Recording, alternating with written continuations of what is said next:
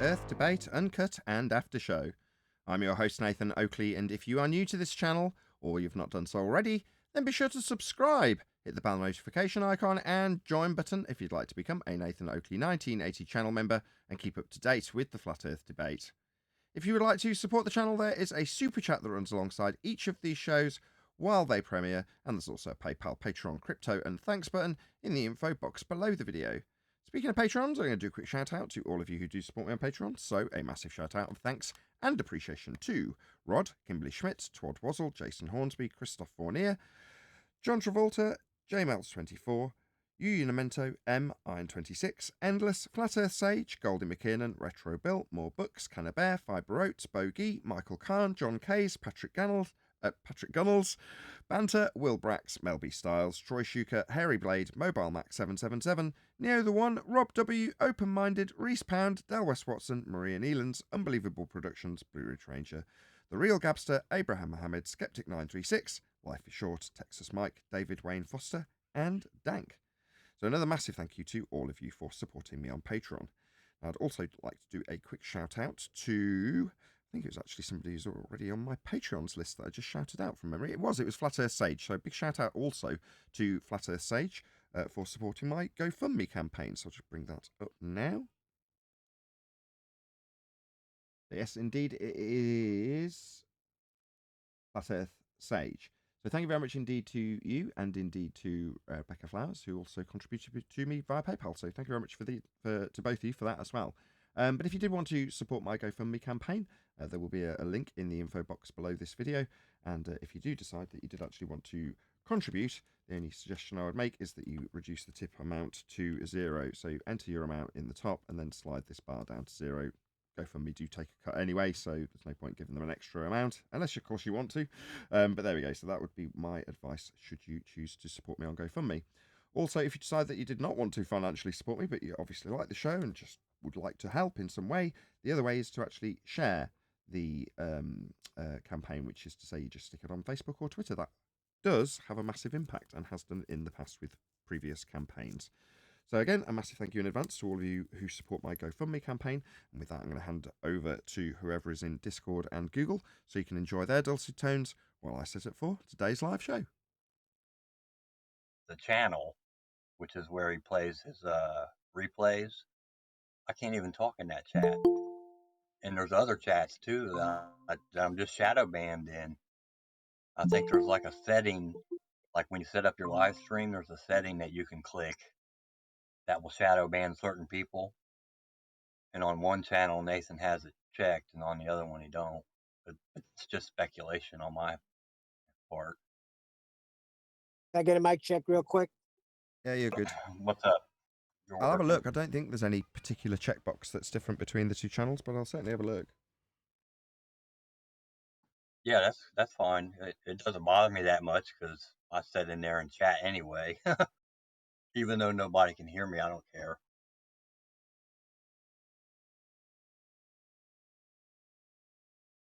Hey Nathan, I got a dumbass argument my brother was fucking bringing up yesterday. You want to hear this shit? It's about scientific proof. Yeah, yeah. All right, so my dumbass brother said, your brother who you love very much. Yes.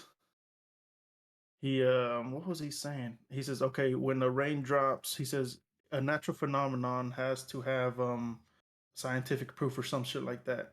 I said, yes, like a raindrop, or well, he brought up the raindrop. He goes, okay, but you can't prove where that raindrop is gonna splash to. So he says, so your natural phenomenon cannot be proved. Is there a margin of error in your natural phenomenon? Okay. I mean, if you want me to deconstruct that, that was, yeah, the natural phenomena of rain, you can put into the scientific method and establish what you think causes the rain. As for the prediction of where it's going to land on the ground, you want to call that a phenomena, I suppose you could put that through the scientific method. Just think about it. He says, you're wrong because you can't do that. See, you can't predict it, so you're wrong. He says, so once you have that margin of error, how do I know everything else? You could be wrong about everything else. But there is no margin of error in the scientific method. there's only one outcome possible from two outcomes that are predicted. One is that your presumed cause does cause the effect. The other is that your presumed cause doesn't cause the effect. And both can't be true at once. So when you vary what you think causes the effect, it either causes it or it doesn't. And in either event, you're validating one of the predictions. Either the null gets validated or the alternative gets validated. They can't simultaneously be true, therefore there is no margin of error. It's an empirical method. Yes, but me not knowing where the water drop splash will land is me not knowing, supposedly. Okay. Meanwhile, science deals with cause and effect reasoning. That sounds like statistical analysis as opposed to cause and effect reasoning.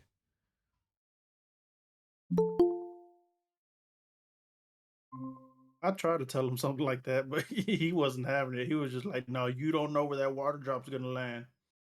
The water drop, by the way, Check.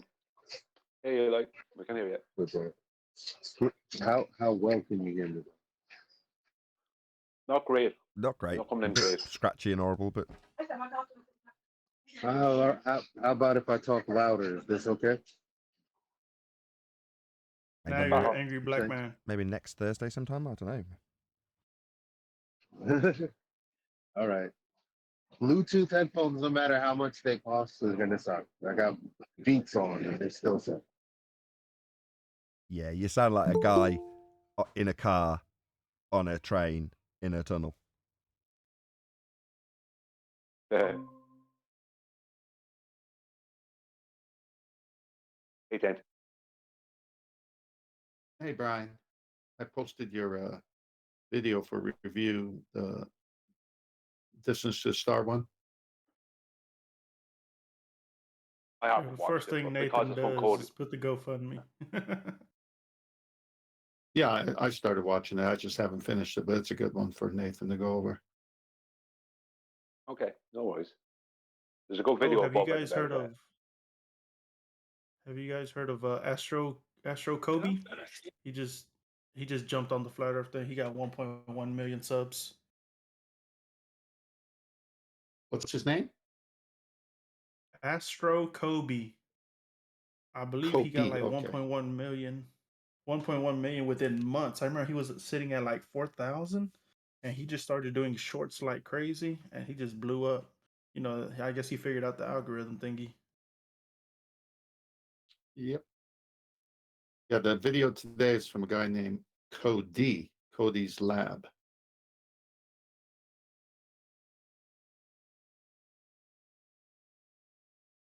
Okay. How far are the nearest stars? Yes. Brian put it up. He hadn't watched it, so I went and watched it. Haven't finished it, but it's along the lines of what we're talking about, so I think you'll like it. Is the whole video about just that question? Because I can answer it. Yeah, well, up to the part. Yeah, up to the part that I stopped. I think you'll have fun with it. Okay. Well, let's before we do. I mean, we'll obviously cover the video as well. But how far are the stars? Okay. There's a couple of parts to the answer. Number one, I'm not claiming any distance to the stars. I don't know what they are. That's the first part dealt with. Secondly, there is a claim of a distance to stars based on Kepler's third law of interplanetary motion and Christian Huygens' assumption that Venus has the same R value as Earth as a sphere when measured utilizing elevation angle measurements off a flat plane to Polaris. So therefore, Bingo. if you accept that Earth is flat and that the models that you derive with flat Earth elevation angle measurements to Polaris give you a means to apply the Haversine formula and convert those latitude lines onto a spherical surface, and that spherical surface now modelled from the flat Earth elevation angle measurements is useful to derive an R value for Venus, so that you can apply the scaling values from Kepler to give you the distances to the stars, then that's where your star origin, with its begging the question fallacies, leaves you with a meaningless outcome when you describe how far the stars are, in this case Codys Lab. So that's the relatively concise and immediate debunking before we've even watched the videos, because everything's going to be based on a flat Earth and assumptions made by Huygens and Kepler. I thank you. You've watched the video before. You must have. No, of course not. I don't need to. I know. Is but it those Cody names- Reader with 2.12 million subs? Is that one? It's called Codys Lab. Is his channel name. At Cody Reader? I don't know about that. I know, Codys Lab. Codys Lab does actually ring a bell. I have heard of this channel. Or Does it's he just have one a of those yellow names. hat on?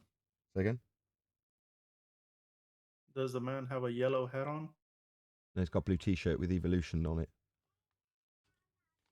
I'm looking at another one. It says Cody's Lab, 2.2 million subscribers. And what Sounds about secrets right. are frozen in the moon ice? Yeah, that sounds like the guy. Speaking of which, let's just bring him Well, up. the reason I said you must have watched the videos because he mentions Kepler and so forth. So it's always the same thing, right? Yeah. I'm not going to like go, wow, look, I called it. That is just knowing their rhetoric. Before he said it, as a heliocentrist with, let me show this. I can show the thumbnail in Skype, I believe. There we go. Along with your message. So what he's got is he's got a blue t-shirt with the evolution of man on it. So before we even watch the video, just from the thumbnail and how far are the nearest stars in quotations, I can take apart every single aspect, knowing that he's going to adhere to heliocentric doctrine. He's wearing an evolution t-shirt. So I already know what he's going to say because I know his rhetoric probably just as well as he does, if not better. Oh, the 5-year-old video. Oh, how come it's appeared now? Was it already on this bit? I think I just transitioned to Skype for no good reason.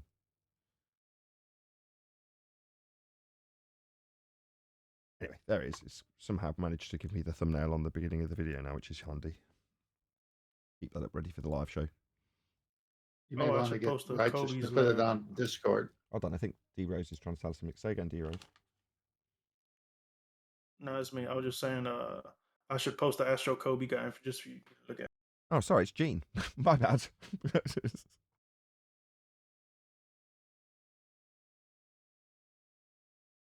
I think we're both Well, in Gene's Texas. That's why. Gene's got Astro Co B with a B. We've got Codys Lab with a D. But I think Gene is saying Astro Kobe is a flat earther. No, he's his latest video 13 days ago. The crazy experiments used to prove Earth is flat. He's a little astrology kid or I don't know what, an astrophysicist kid. He looks just like a very good YouTuber with little info, good editing skills. Doesn't know what an experiment is by the sounds of things.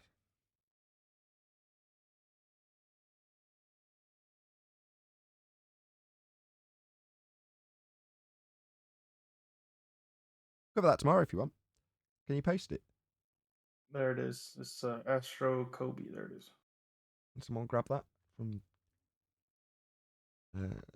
Are you on Skype, Gene? Oh, I had it spelled wrong. I don't have Skype. I mean, no. Oh well then. Don't worry about it. Hold on, I Did got you it. see? It's all about Zoom, Nathan. Sorry, what? Get a clue. It's all It's Are in we about there. not, Zoom, hold eh? on. Are we not doing somebody that's more successful, like Neil deGrasse Tyson video, or like We are, Neil. somebody else? Oh, okay. I was We away already for a did. while, so just got back. I'm just trying to find out. Did you see, Nathan, what I posted into Master RD there earlier from Wolfie? No. Him. It's a screenshot of one of his comments to me. Involves you. You might have a laugh of it. Hold on, I'll put it up. There you go, I've got it up. Is this it? Wally. Comment on Wally's Black Swan. Is that the one? Yeah. Comment ahead. on Wally's Black Want to Swan. read it out? Okay. Excuse me. Well, Brian, Nathan's GoFundMe is not doing so well. Why does he need amps to run his channel anyway? Many of us have way more subs and views just using the speakers and mic built into a laptop. He sure has odd ideas about running a channel, probably why he slaves away daily without success. Anyway, If he really wants those amps, you can get them for him by presenting the flight plan you promised and facing me in a debate to discuss your numbers live. Is your fear of facing me stronger than your desire to help your friend? Your actions will answer that one. This guy's crazy. Oh, it's nice that he's thinking about me, though. He Oh, is. He's he's blessed. constantly. Oh, I don't give you a second thought, Wolfie. Just so you know. It's the thought that counts, Nathan. It's called living free in his head, rent free. Yeah, rent free.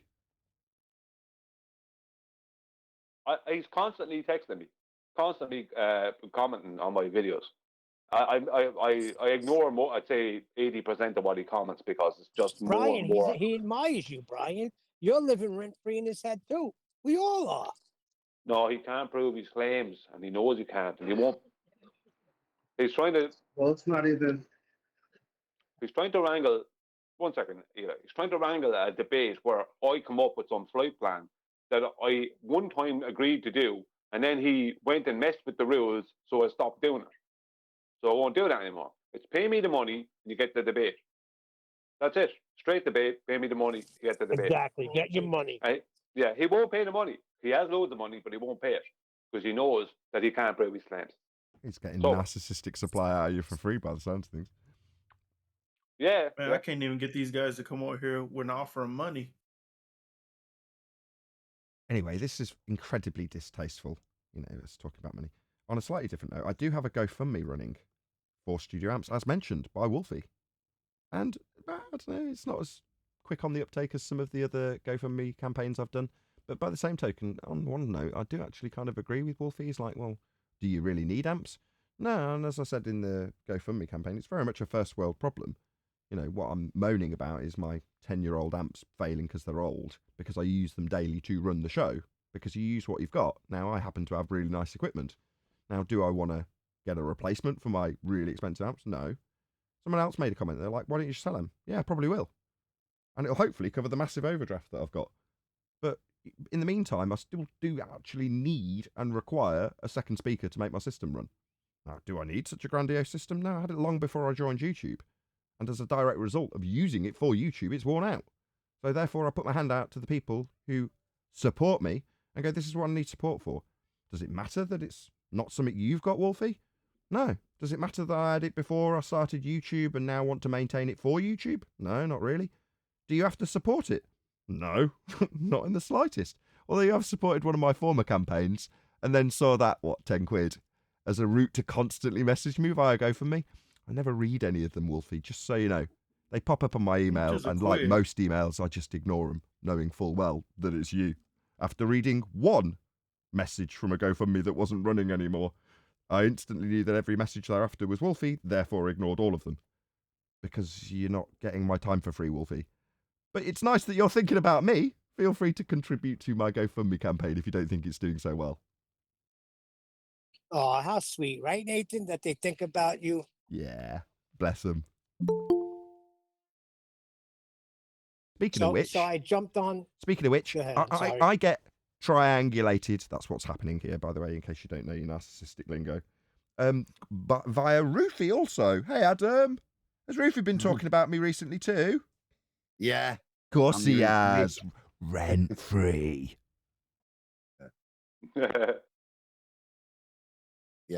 I act as the intermediary for him to surreptitiously have to still admit that he thinks the horizon is the leading edge of a sphere. Sorry, what was the word you said? Intermediary. Yeah. Yeah, that's a an empath's word for being used to triangulate. But there we go. Yeah. No offense. So Adam, is that really true? Does he really think that the horizon is still Earth curve? I mean, for real, or he's just an anti-flat earther that just wants to kick and scream and fight against it? No deal. That's the new thing. They're all doing it. Wally, Wolfie. He left a Real message on. hip He left a Dave message on McKeegan's Brian's all- actually. all- Brian, do you remember his message when he asked you, not knowing that I was reading your comments, why you couldn't have a curved line meet another curved line? And there was me immediately underneath. How's that geometric horizon work? Why can't you have a bent line beating a bent line for an angle? So you're trying to appeal to the bent line? I thought you had a tangent point there, Roofy. Yeah, probably didn't like me responding to him on your comment section there, Brian, but it was amusing for me for the few moments that I had Rufus as a consideration because he was there in your comment section. Yeah, that was funny. 3 years after the Black Swan, he still can't. That's what I said, can't wasn't it? accept. Oh, it's only taken him 3 years. It's a bit slow on the uptake, eh, Rufy? A bit slow. What did he say, Adam? Oh, yeah, sorry, I totally stole your thunder there. I'm really sorry. That was so rude, and I insulted you. I'm sorry as well. He won't have me out. No, I mean, he was just babbling this time because Nathan had that bloke and he thought we were on about the transit of Venus. So he went to great pleasure. He's gone through the whole thing. I forwarded it all on to Nathan. He time-stamped it and everything. And I just say to him, yeah, I did point this out on QE Live this week. It's just anything he can get to, you see, he'll have a little dig, a bit like Wolfie at you lot, you see. Not prepared to deal with the issue. They're still living in the past, that if something that we've said wrong or mildly, you know what I mean, that proves it's a ball. And that's kind of the level they're at, really. Now, oh, look, Nathan misspoke. Therefore, it's a ball. No, I did not. At no point have I conceded that I misspoke. Now, typically, no, we'll get into that later. Yeah, but you get the point. I'm not having a dig at you, though. No, what I'm saying is, you're not Anthony. I shouldn't really have reacted that way. Go ahead.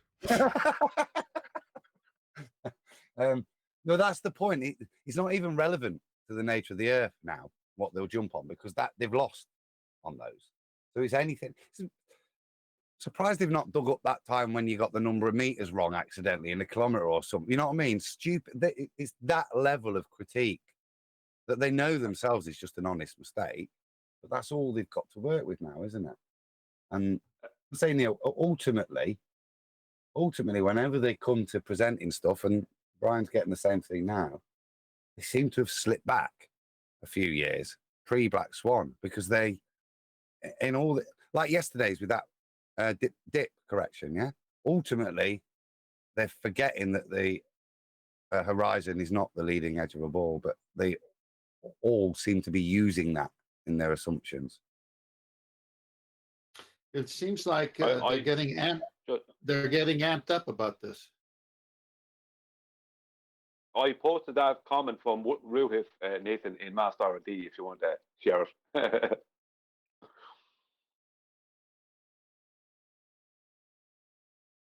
But yeah, they are all going backwards into actually claiming the horizon is geometric. I mean, a ridiculous amount of them are. That's okay. That's why we say share your pain. Yeah. Well, at least they're honest about their globe claims. It needs to be geometric. Yeah, we debunked that though, eh? How's that geometric horizon working out for you?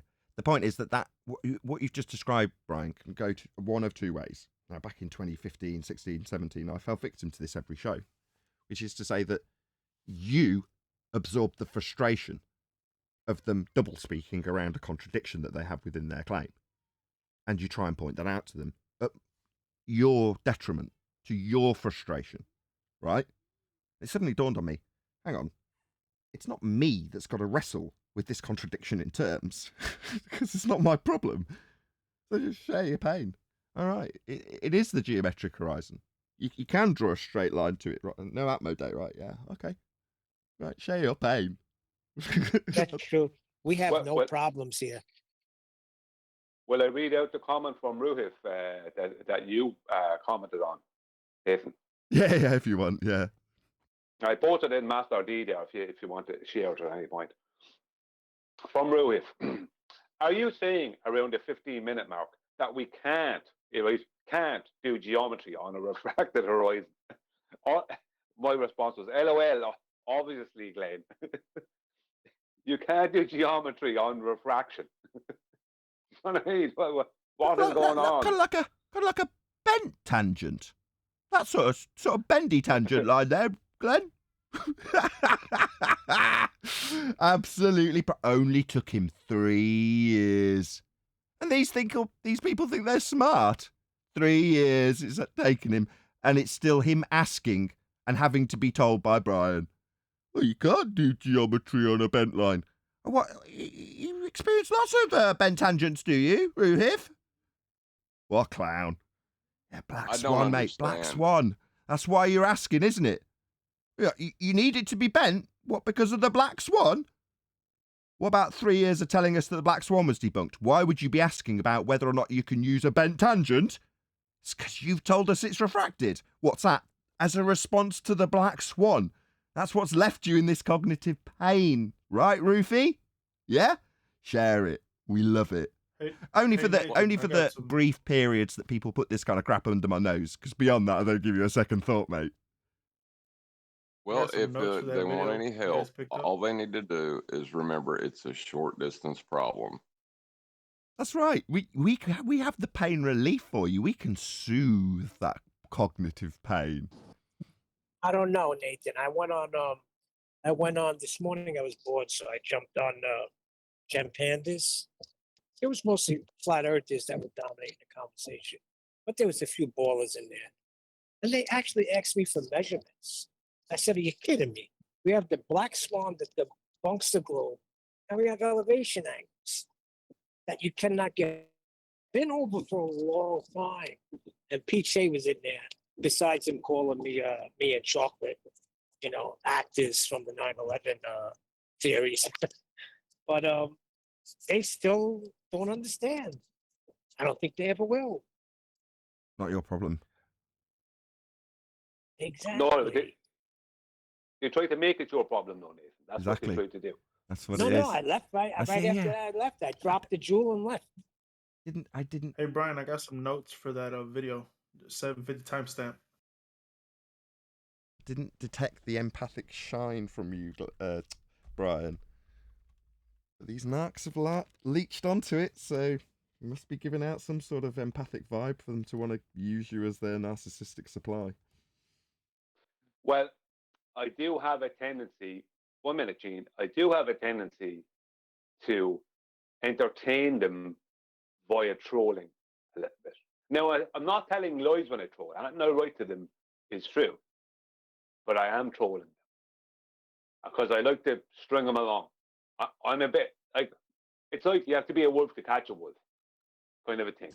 So you can't, you know what I mean? You can't. So I do back to them what they're doing to me. That's what I do. So I do And they string love them it. along. They love it. Yeah, they love it. They do. They do. Well, they asked me if I personally measured it. I said, yeah. I'll go out tomorrow with my tape measure. I'll get back to you guys. Measured It's what? a sad day. It is a sad day when you got to be a flat earther to defend the heliocentric model. So true. Well, it is the case. In the most literal sense of the word. Their models have been derived from flat Earth elevation angles. So you've got That's to be a flat obvious. earther if you understand your globe religion. You've got to understand how it came from a flat Earth. That's how it is. He's not wrong. We laugh, but that is the crux of this, isn't it? Now, as arrogant as it is when I jokingly say, "Oh, you can mess them around," when it's a back and forth between the panel members and say, "Oh, I used to be where you are." But in the most literal sense, when it comes to heliocentrism, let's forget my beliefs, if you want to call them that. Let's downplay them as beliefs about the flat Earth.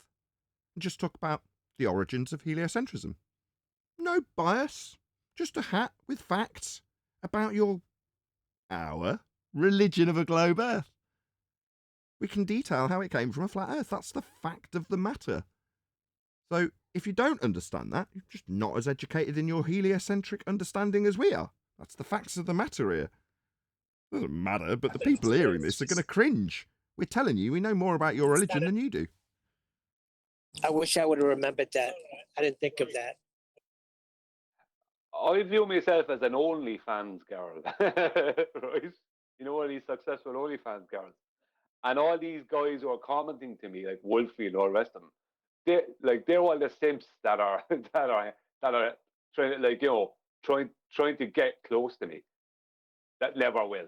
You're not gonna do it. That's how I view it, because that's the attitude I have to take. I mean, You know, it's proper. Oh, they Just- want to get close to you. That kind of dirty, sleazy kind of acquisition of funds. It's just, I don't know, it leaves you feeling a bit dirty. Anyway, I've got GoFundMe going, you know, to start my amps. There'll be a link just going past on the GoFundMe right now if you're watching this on a premiering stream. So please, if you don't necessarily want to support it, just click the share button. Share it on your Facebook. That would really help. Thank you very much indeed in advance. What were we saying? Yeah, It's disgusting. yeah, I'd say- OnlyFans and stuff. Just e-begging, basically. It's just dirty. While you Yeah, guys were talking, Sorry.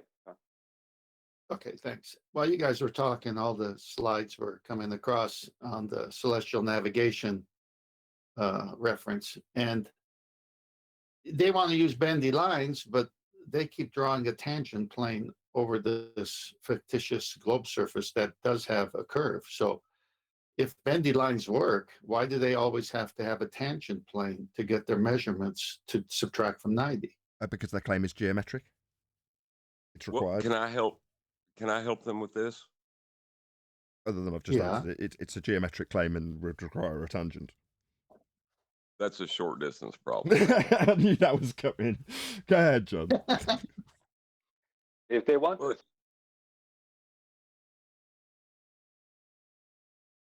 I think that Go, was it. John. I think that might have been it. just Oh, I was just going to say that the short distance high energy problems that we find ourselves in and what we experience isn't the globe model and heliocentrism.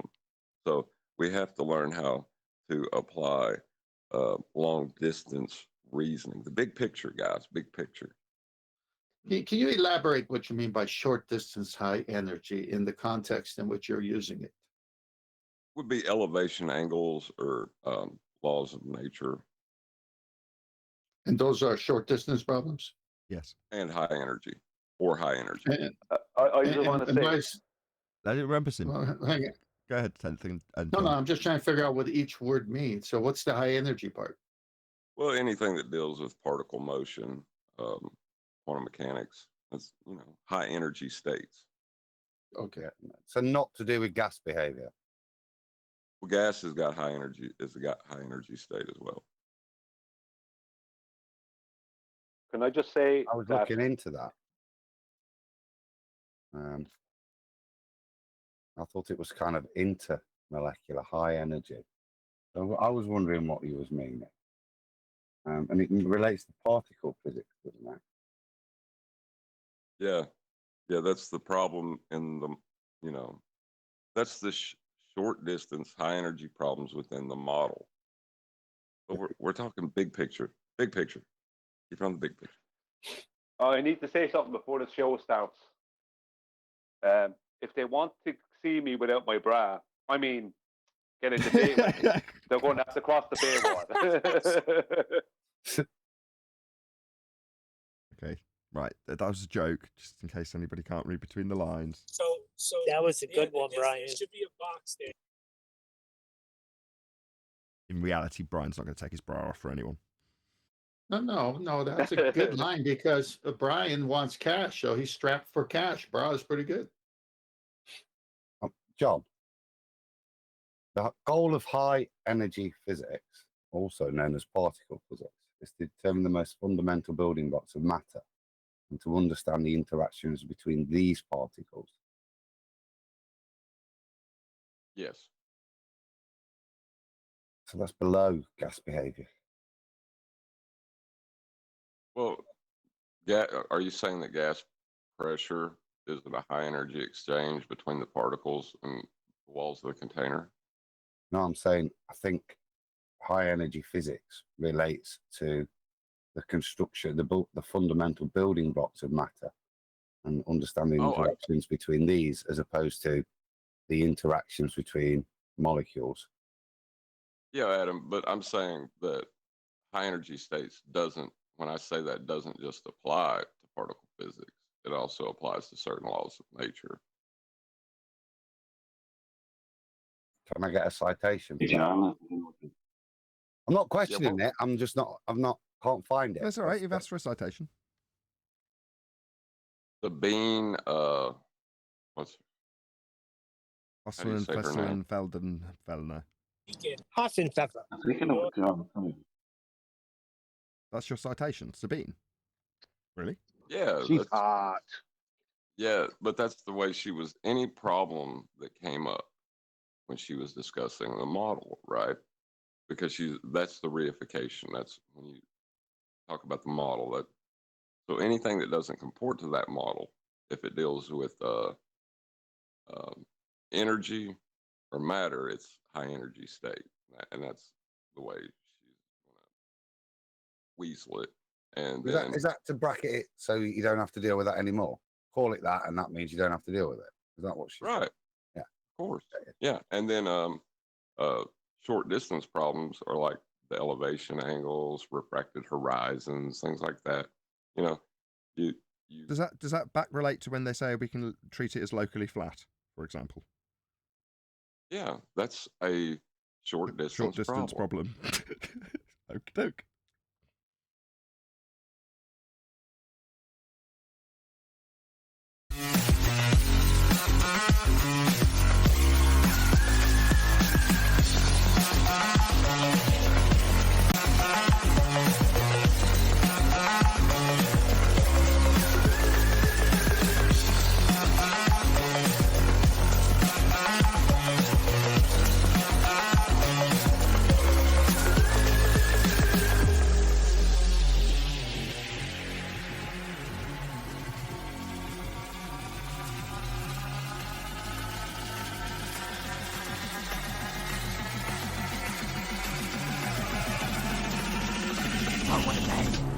Welcome to Flat Earth Debate Live. I'm your host, Nathan Oakley, and if you are new to this channel, or you've not done so already, then be sure to subscribe, hit the bell notification icon, and join button if you'd like to become a Nathan Oakley 1980 channel member and keep up to date with the Flat Earth Debate. If you would like to support the channel, there is a super chat that runs alongside each of these shows while they are live, and there's also a PayPal, Patreon, crypto, and thanks button in the info box below the video. Most importantly, if you'd like to join the discussion, simply mute the page you are currently watching, then click the link in the info box below this video to join the panel and express your views on the nature of Earth. If you do join, please don't swear. If you do, you'll be ejected, and if you are, please don't try to rejoin the stream using sock accounts. You'll be warmly welcome back on the next stream. Please also share the show on social media. Sharing the show obviously increases the live audience, but this in turn increases the chances of a more diverse panel, so please share the show on Facebook and Twitter. Now, I do currently have a GoFundMe running, so I'm hopefully going to encourage people who are watching live to click on the link that's going to be shared, hopefully by one of my moderators in the next few seconds. And if indeed you didn't necessarily want to contribute to it financially, there is a share button within the link to the GoFundMe campaign. So smash that share button if you didn't want to necessarily contribute financially. Also, if you did want to contribute financially, make sure you don't necessarily give them a tip, although it's obviously up to you. But there is a tip amount that you can add, should you choose to. They do take a chunk anyway, so in my opinion, it's not necessarily worth it. Just slide that down to 0. So yeah, please support my GoFundMe campaign so I can maintain the studio environment that is absolutely fundamental and required to keep this show going. So thank you very much indeed to the people who have supported so far. There's been a couple of people who have already contributed to it, so a big shout out, if I can actually find them somewhere in the campaign, to Flat Earth Sage and Rebecca Flowers. So thank you very much indeed for supporting my GoFundMe campaign. As I say, there will be a link going by in the live stream chat as we speak. We are joined by Brian's Logic, 10th Man Rising, Neil, the Adam Meakin, Refracted Curvature, Eli, and a whole bunch of people in Discord. So welcome, one and all. Yeah. Let's have a good one today. Good morning. Hello. Good morning. woo, yeah. Morning. I just want to do a shout out. I just want to do a shout out to Wolfie and all my little globe simps. I don't know. I think you might have a weird understanding of that relationship, Brian. You think they're your simps, then fair enough. More power to you.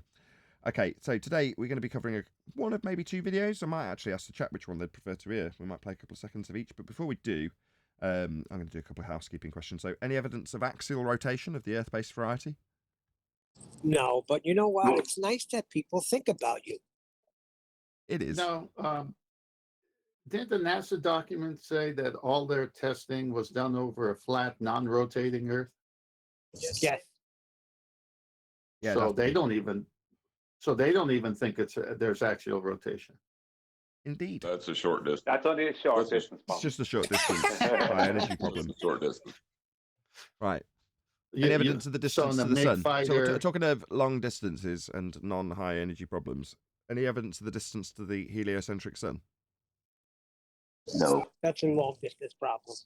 Doesn't It's well. 93 million But- miles of the model. Oh, you'll need an R value for that though. Look. Hold on. Is it a short distance problem to acquire the R value for that? Not within the model. You can't measure a distance to anything within the model. You'd have to do that in physical reality to acquire the R value, to impose on Venus and apply the scaling values from Kepler to give you a 93 million mile sun. So you're going to need the overcome for your short distance, high energy problems when it comes to the acquisition of a physical measurement tangent point horizon for R. No, that's your obsession with short distance problems. Not my problem. No. You said 93 million miles, and within the equation there's R. I 93 like it million too, it's miles good. within the model, Nathan. You're straw manning me. Not 93 strawmanning million you, I'm miles saying within the model.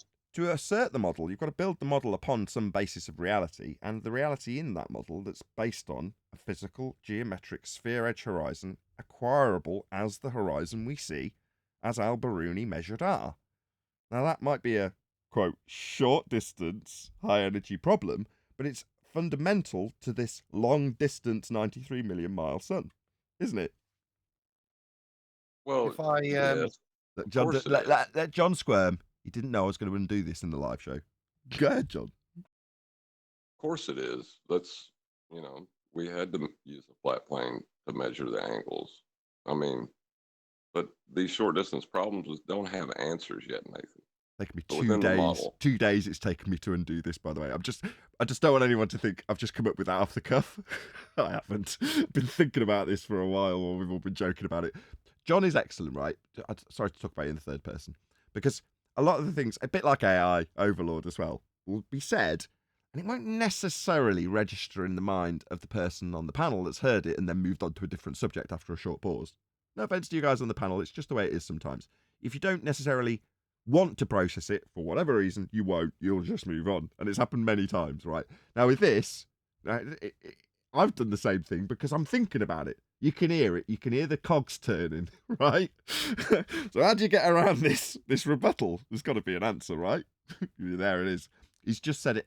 I'll get him to say it again. I'm not pouring salt in the wound, John. I just want to make it absolutely clear to the audience that there is an end to that rebuttal when you say, oh, well, yeah, I'm going to have to use a flat plane for that. Can you repeat it just so I'm not, smirking for unnecessary reasons? Well, one of the problems of short distances is that you have to use a flat plane and treat the Earth as if it's flat to measure these things. Boom. Okay, so I'm going to take a vote from the audience. Thank you, John. If that was Arwin. Where is Arwin, by the way? Hang on, Go ahead. Nathan. Yeah. Based on the back and forth you just had with John, Cody in Cody's lab actually takes out a tape measure to measure it. So I think he should be the video. I was going to say that's trying to lend bias because I've already suggested that we're going to ask the audience which one of these they want. Right, we're going to listen to, as it's just been promoted by 10th Man. This was his suggestion and Brian's for that matter. Or was it Brian's originally? It doesn't matter.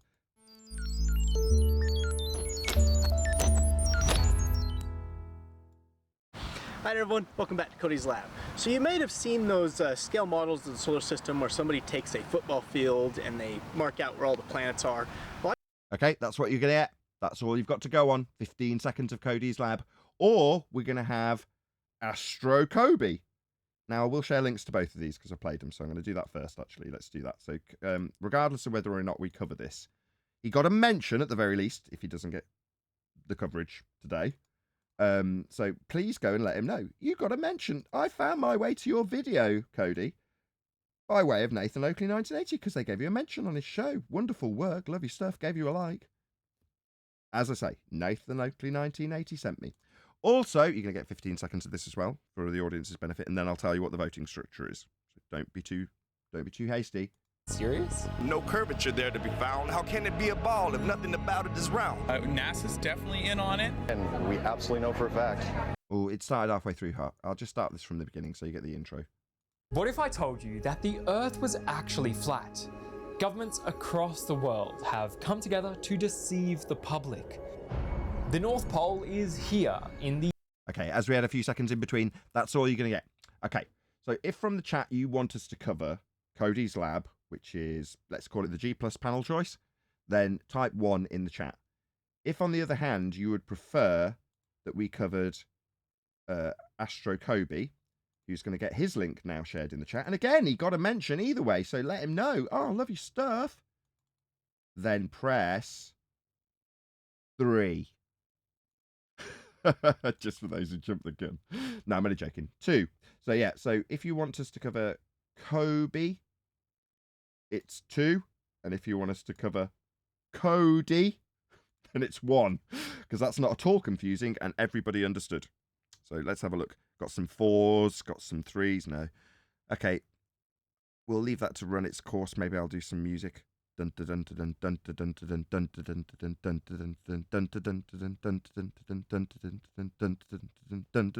wants some hi-fi music. I'll do countdown. Can we explain to Neil the concept of voting? Yeah, one How vote many per times? person. I know you're probably a Hey, Democrat. in I'm this doing a position. Democrat approach. Yeah, that's what I thought. Yeah. Yeah, What got some- happened to Hey, you gotta Nathan's learn music? from the team. Now stop the machines working, Neil. Now take the chat offline. Okay, The so dead can vote too. you can all vote. Why did you ruin Nathan's music? I don't want to drag this out too much.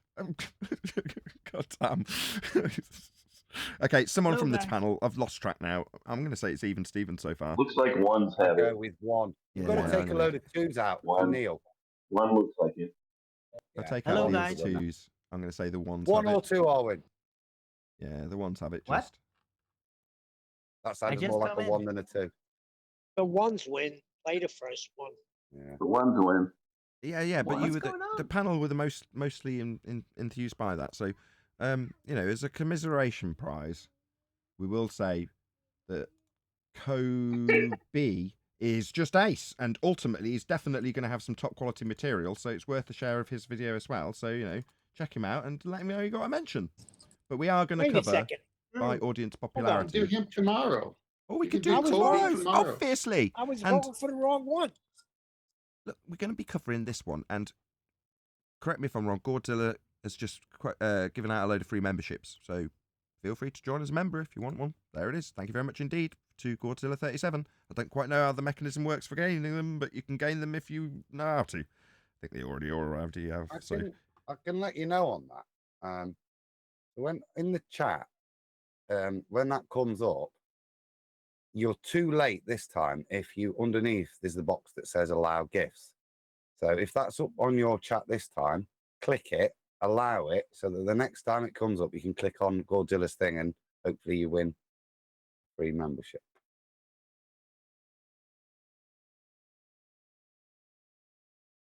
You had to be the next one to send hit the send the message in chat.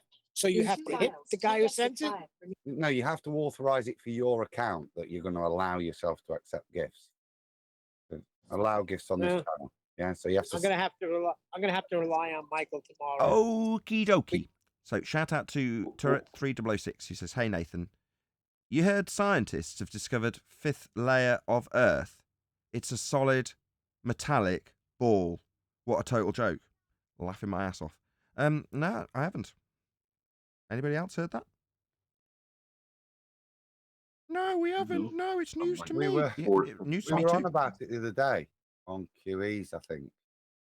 Or it might have been in one of the after shows.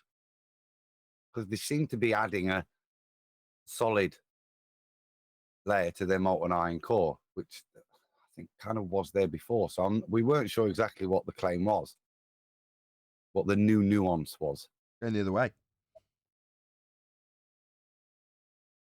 Not really a subtle nuance. No. There we go. Okay, let's get on with this. Let's do a bit of Codys lab. So let's see what he's got to say about flat earthers and flat earthing and whatever it is he's covering. What the hell was this video? I should really do a proper share again. So this is it. This is now the video that, you know, realistically you need to go and actually say hi. We did respond to your video, or thank you very much for your material. Nathan Oakley 1980 sent me. There's the link to this channel. And the video is called How Far Are the Nearest Stars? Oh, that's good, because this is the one we discussed in the pre-show, isn't it? Okay, cool. I'm not going to do the same as I did in the pre-show, which is debunk it in a sentence or two. We will actually listen to what he's got to say. Well, I want to try doing something similar today, but include the nearest stars to the sun.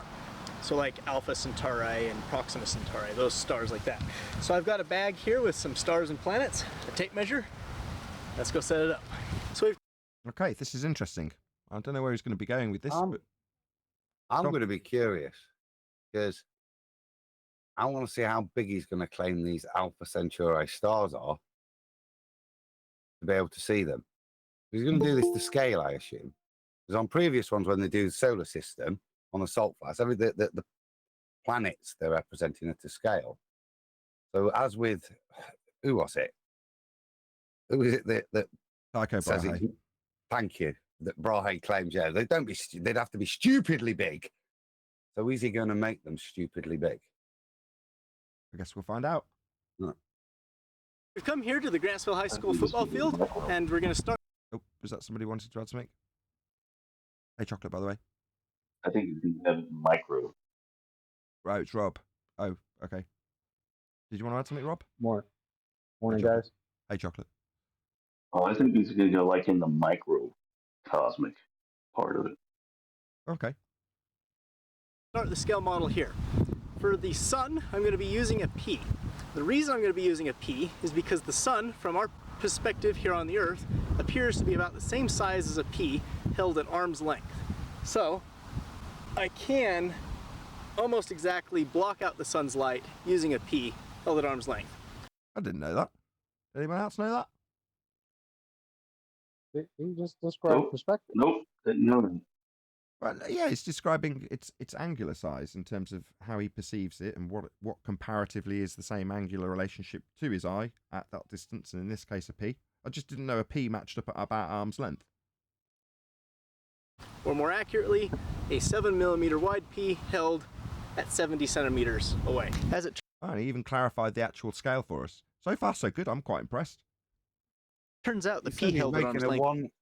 a Go on, 1 to 200 billionth scale model is what it says in the info there. So cool. Is also the right size to completely cover the disk of the moon. Likewise, the moon is the right size to cover the disk of the sun. This is how we get total solar eclipses. Oh, whoa, whoa, whoa, whoa. So we're already into a begging the question fallacy of an occultation by way of the sun occulting the moon or vice versa when it comes to eclipses. Okay. Well, it's the moon occulting the sun in this case. He does actually say it's on screen still. Solar eclipse. Okay. No. But he's talking about discs. No. He's talking about discs, not spheres. Yeah, but he's still got them occulting one another, hasn't he? Well, for a start, he's talking about perspective first off. That was his first point. That's not part of globe mathematics. There is no perspective in the heliocentric model. Everything is orthographic. Right. And that's the only way he's going to be able to do what he's doing here is because everything is laid out orthographic. Number two is I looked and I tried to find any evidence that what is blocking the sun during a solar eclipse is the moon. Now, I'm not stating that it definitely isn't the moon, but I certainly could not find any evidence that it was, as what I found that was blocking the sun during a solar eclipse did not look like the moon, no matter what I did. Careful. You can speculate all you like later, but I'm not making a claim, and I believe you aren't either. You're about to speculate, hopefully, about what the moon is and how it's behaving. Right? At this point, I'm happy to say I don't know, but I'm not making a claim about it. He is. He's making a claim, and at this stage of his claim, he's begging the question of orbital motion and occultation, based on Kepler. Right? This is Kepler's orbital motions that he's describing when he has the moon occulting the sun. Right, no. That assumes orbits. So we're already into begging the question. Yes, but my point being is that his claim, when I tried to verify that the claim that was the claim, regardless of the reason of how it's supposed to happen, the claim that the moon is what causes a solar eclipse when the new moon supposedly goes in front of the sun, right? The new moon, something nobody has ever seen. The only claim they have to a new moon is the solar eclipse. And when I looked and I did my best with filters and different applications, on the computer, I could not get anything that looked like the moon. What I got and what I have photographs or pictures of, images of, does not look like the moon. And that's my point. Now, I'm not claiming it isn't the moon, but all I can say is I could find no evidence that it was. And it's down to them to provide it as the positive claimant, though, isn't it? It's their claim. They need to prove it is an occultation in an orbital motion. Well, none of those things are provable. Yeah. Right. Somebody from Discord wanted to add something? That'd be pretty easy to provide proof of that if they could just show the moon before, during, or after the eclipse, but apparently that doesn't happen. Or prove an orbital motion, as opposed to assume it. That's it. Okay, let's move on. Yeah, or the moon being an object. How about that? Yeah, the Or physical sun assumption having a bias comes... position. Yeah, exactly, Arwin. The physical assumption bias is baked into the orbital motion assumption. So yeah, prove your physical assumption bias. The moon is much smaller than the sun, but is No, according to the heliocentric, Kepler-based, R-based, assumption-based superimposition of an Earth radius onto Venus to give you scaling values, the moon is smaller than the sun. Now, these bold declarative statements aren't going to fly here. Why? Because you say so? No, we can tell you the origin of why you assume that. It is also quite a lot closer, although much larger and farther away than the P. No, based on your religious faith in the orbital motions given to you by Jesuit priests, so that they could figure out when Easter was. That doesn't mean that's the case. That's just an orbit assumption that's been given to you from the church, from the Roman Catholic Church. They're the ones who devised it. Their intentions were to figure out when certain celebrations would be held, in this case Easter. That's why you've got this assumption. It doesn't mean that one of them is occulting the other, or that they're in orbital motion, or that they have the size and scale given to you by Kepler. You don't have any of that. So, set this on my little card here. So here's our 7mm wide sun. Now keep in mind that in real life, the sun is 800,000 miles or 1,300,000 kilometers wide. Because... I'll just play a little bit more just to see if he does now justify that statement. So on this scale, the Earth would be two... So he's just going to... What? Baseless assertion fallacy? No. It's that size based on an assumption that you can measure a never to be seen, never to be measured, only existing in the maths that hasn't been developed yet, physical geometric horizon at a tangent point, so you can derive an R value that will be superimposed onto Venus with an assumption that that R value giving you, quote, Earth's twin, that's Venus, because of Huygens' assumption. Now, once you've got that, you can then apply Kepler's scales. The scaling values within the, the third law of interplanetary motion. That can only be applied if you make all of the previous assumptions. That you can measure a physical geometric horizon that you can't see, that you can superimpose the R value derived from it onto Venus, and that after you've derived it, the scaling values given by Kepler's assumptions of orbital motions actually derive the distances. So why is it that you've just declared it like your scales suddenly make the sun that size? They don't. Can I ask a question? That's just presupposed.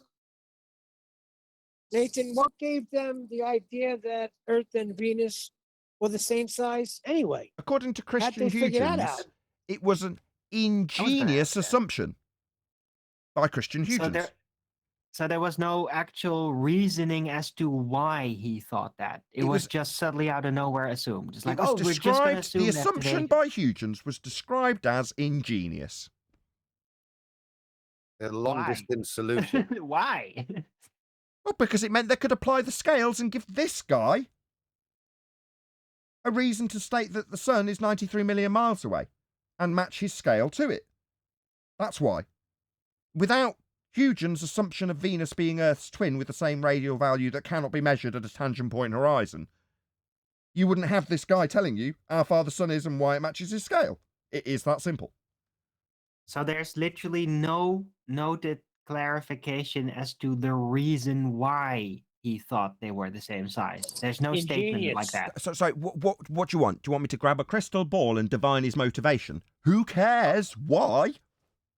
No, just maybe he wrote something about it, you know? Just like Newton wrote about, hey, don't ascribe gravity to me. Well, maybe he was saying like, yeah, well, maybe if we assume that Venus is the same size, it would solve it, but I don't have evidence for it. And so he's been are you marked up in leading history me? My as bad, being the Arwin. one Sorry. to say that. Arwin was leading me. That was subtle. Sorry. Yes, to solve the problem. Oh, God, I like it when Arwin's leading me rather than the other way around. Sorry, I left that bit out and Arwin subtly dropped that in. I would have been a lot more harsh. Thank you, Arwin.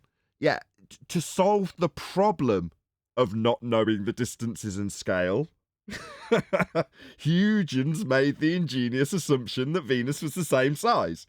To solve the problem. Yes, Arwin, thank you. Same size as what?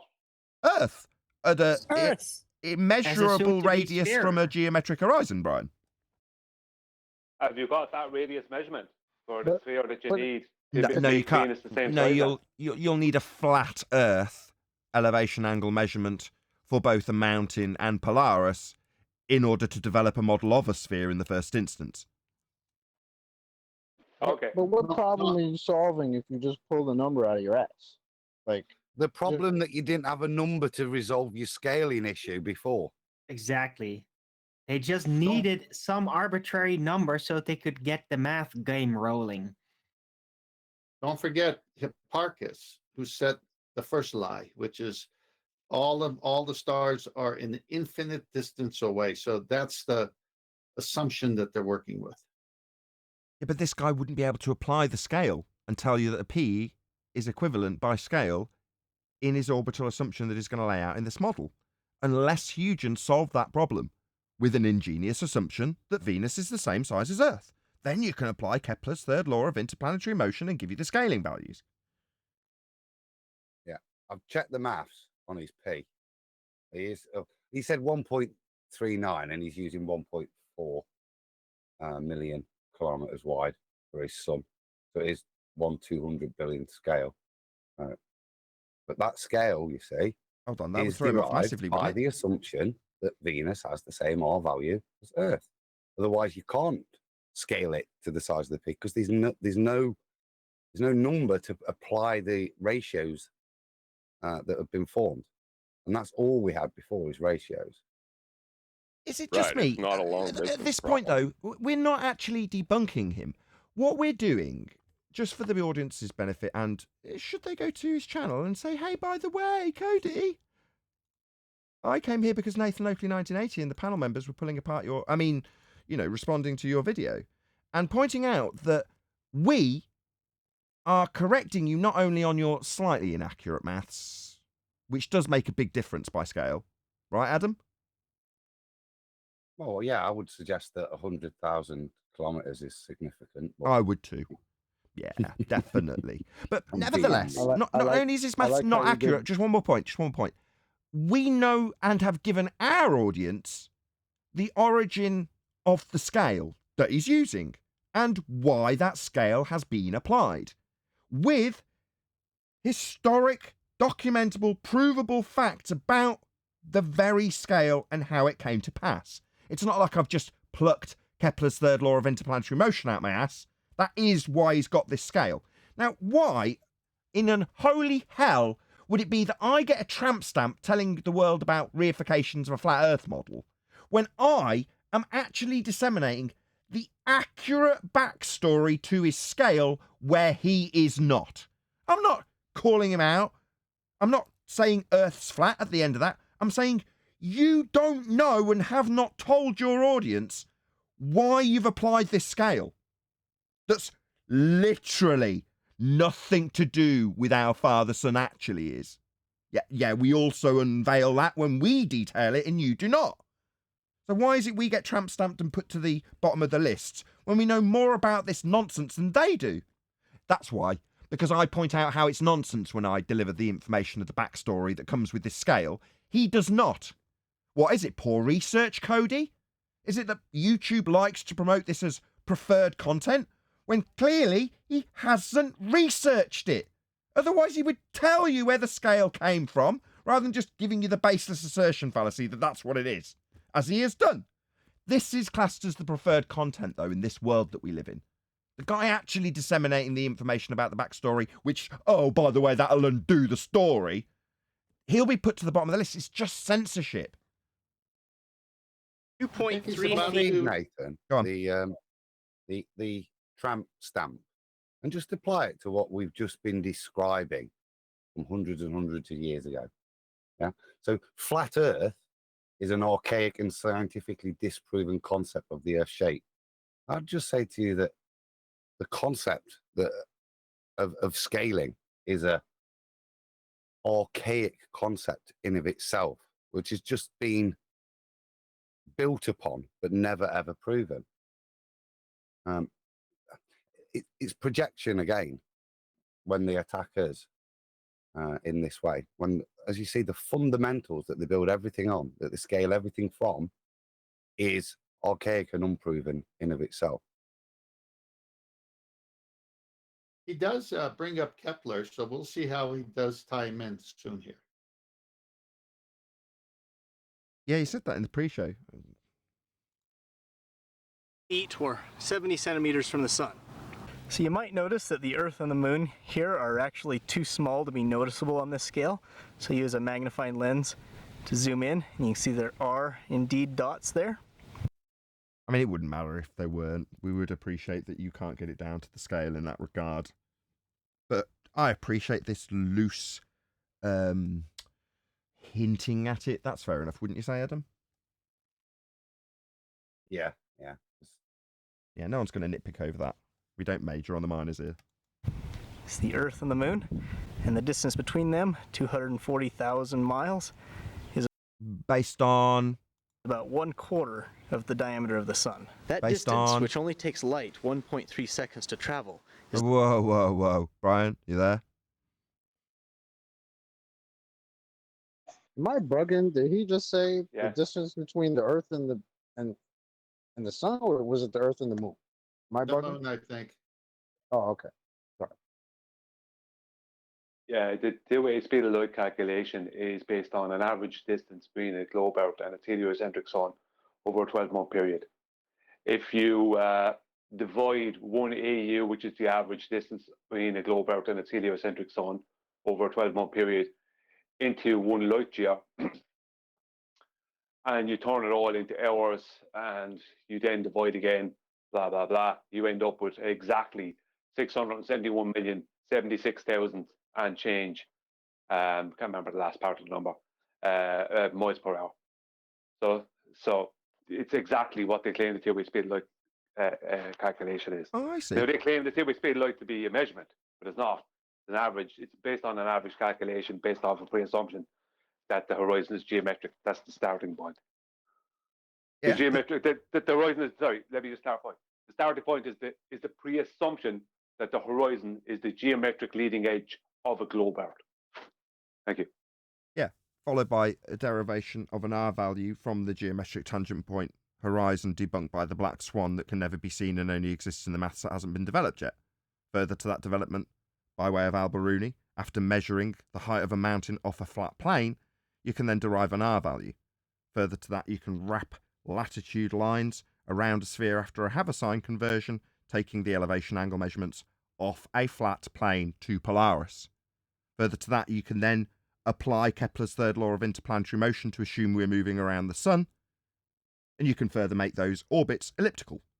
You can then assume that the R value measured at the geometric tangent point horizon that we will never see and only exists in the maths is transposable onto Venus, so that you can get the distance based on Kepler's third law of interplanetary motion and the scaling values.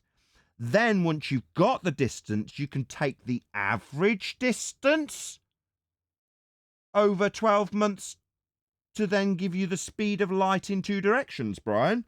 Hopefully I've summarised everything. I don't think I missed anything. It is all based on the ridiculously archaic principle, though, that the horizon is the leading edge of a sphere. What a ridiculous, archaic idea. Thank you, Adam. It is, isn't it? It is.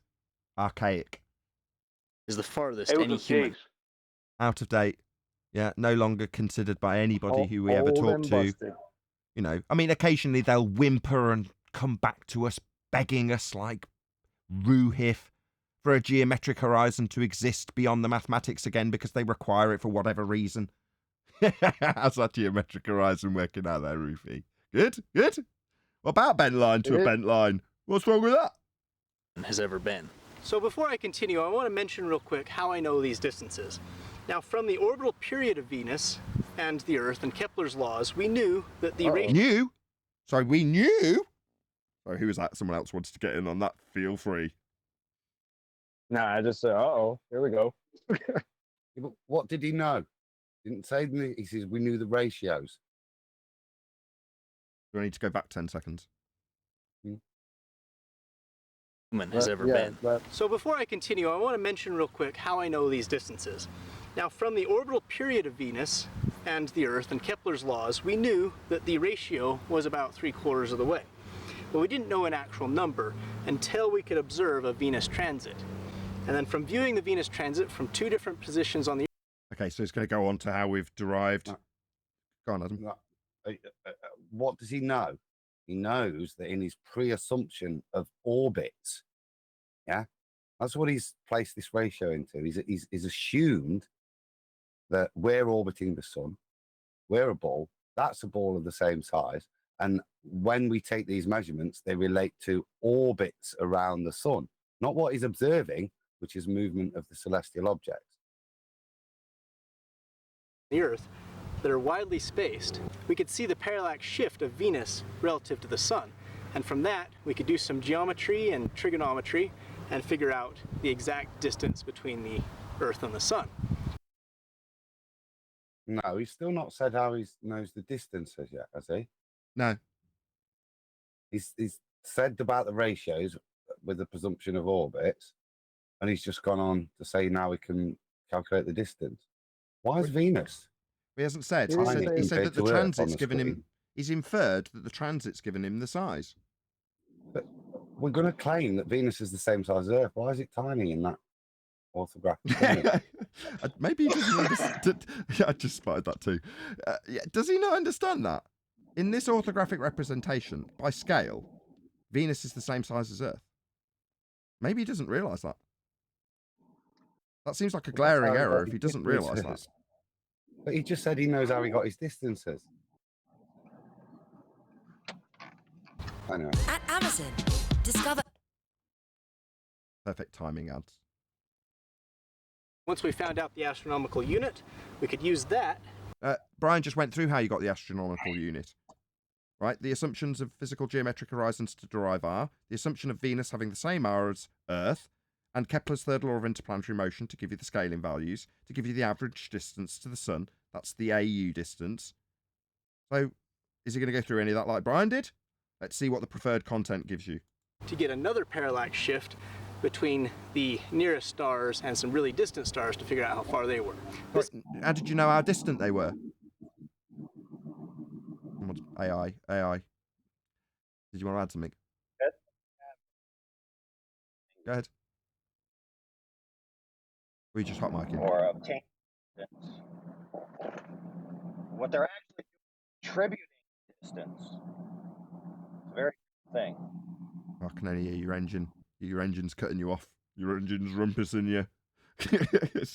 Yeah, I'm not getting that. I didn't get it either. We'll crack on. We'll see how we go. This measurement was actually a linchpin in science, of figuring out how big the solar system and the rest of the universe was. Okay, so the next object that I'm going to... Whoa, he didn't even mention Huygens. He doesn't know, Adam. He doesn't know. Or is it one of those things that you don't want to mention because he's talking with such certainty to put actually the truth in that we had made a lucky guess, a Michio Kaku leap of faith to get us there. Is that probably best off not mentioning it?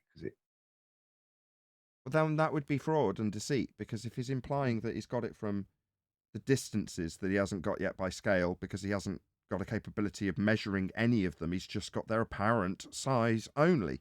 Well, he's saying, well, when we get the parallax versus the known distances of the stars already, oh, no. You need to know the scale. You've only got the angular size. That's the apparent size, not actual size. That's all he's got at this point. So if that's the case, Adam, then that's fraudulent, isn't it? Yeah, because he's made out. He's not derived it, has he? He's not demonstrated it. He's claimed it and then hidden the the long distance problem. Yeah. However, we won't attribute malice to what could just as easily be ascribed to stupidity, ignorance. He doesn't know. Because he's not been stupid.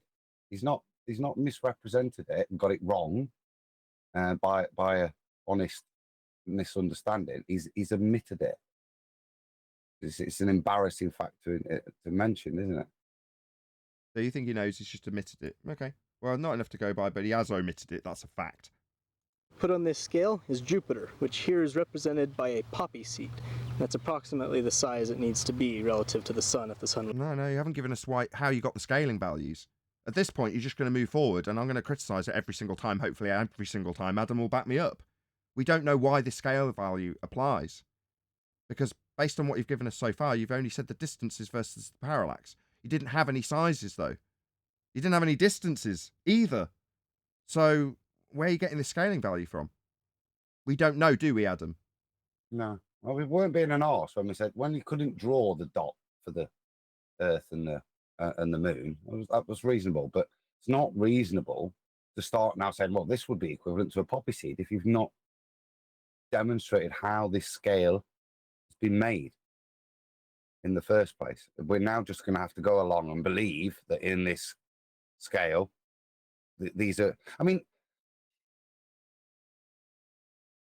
yeah, he has to demonstrate the scale. You can't just keep this as ratios because he's going to put distances in between, not just their angular size anymore in the sky. So he can't just mix it with the ratios. He is defining a distance to So he's guilty by omission because he sidestepped the very thing that's going to give him the scale. Well, Adam, you said it's 1/200th billionth of a scale. Where did he get that from? He put that up, right? Yeah.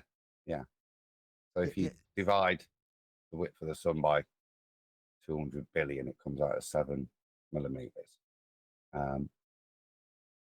which is what he's done there. But you see, why is he divided by the P's fixed?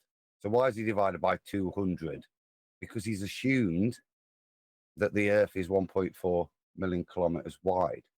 How has he got that? That's what we're still asking for.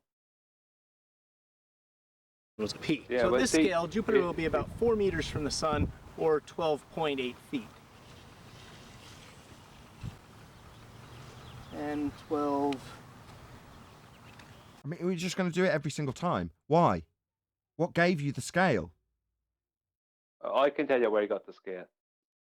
He got the scale from people standing on a flat plane, looking up and taking note of where the sun, whatever that is, appears to be in the sky over a 12-month period. That's where the starting of the scale came from. After that, people like Copernicus came along, put us on a globe. People maybe before him put us on a globe. And then said that globe was going around the sun as opposed to the sun moving around above us somehow. And then Johannes Kepler came along and he set all the mathematics for it, giving us an offset giving us, if we were on a globe Earth, an offset elliptical orbit of the sun, where we're 3 million miles closer in early January and 3 million miles further from the sun, their sun in early July. And that's where it all comes from. It all begins and ends right there. With Kepler, not even Copernicus. And why? As Owen asked it earlier, right? Or let's change it from why to who. Whose behest did these people you've listed do this? You might not know the answer. Roman Catholic Church. Boom. Jesuits, correct. So why were they charged with doing it? Do you know, Brian? Why was Kepler charged with doing that? He's got a purpose. His masters have charged him with doing it for a reason. Figuring it out, solving these problems, modelling it. Why is he doing it? About Easter. to figure out when Easter is. That's correct. So that they can predict where these lights will be in the sky because they are fundamental to when Easter will be. And they kept getting it wrong. So they charged these Jesuit priests to go out and solve these problems. And a solution to predict when Easter will be is to make elliptical orbits. So we're in a globe because of Easter? Yeah. Because the Christians early on adopted a solar calendar, you see. And that had benefits. So you can have fixed things throughout the year within the solar calendar. So I try to remember, it's kind of linked to Passover, which is a Jewish thing, which runs on a lunar calendar. That's what I'm just going to say. They're on the lunar, though, right? Yeah.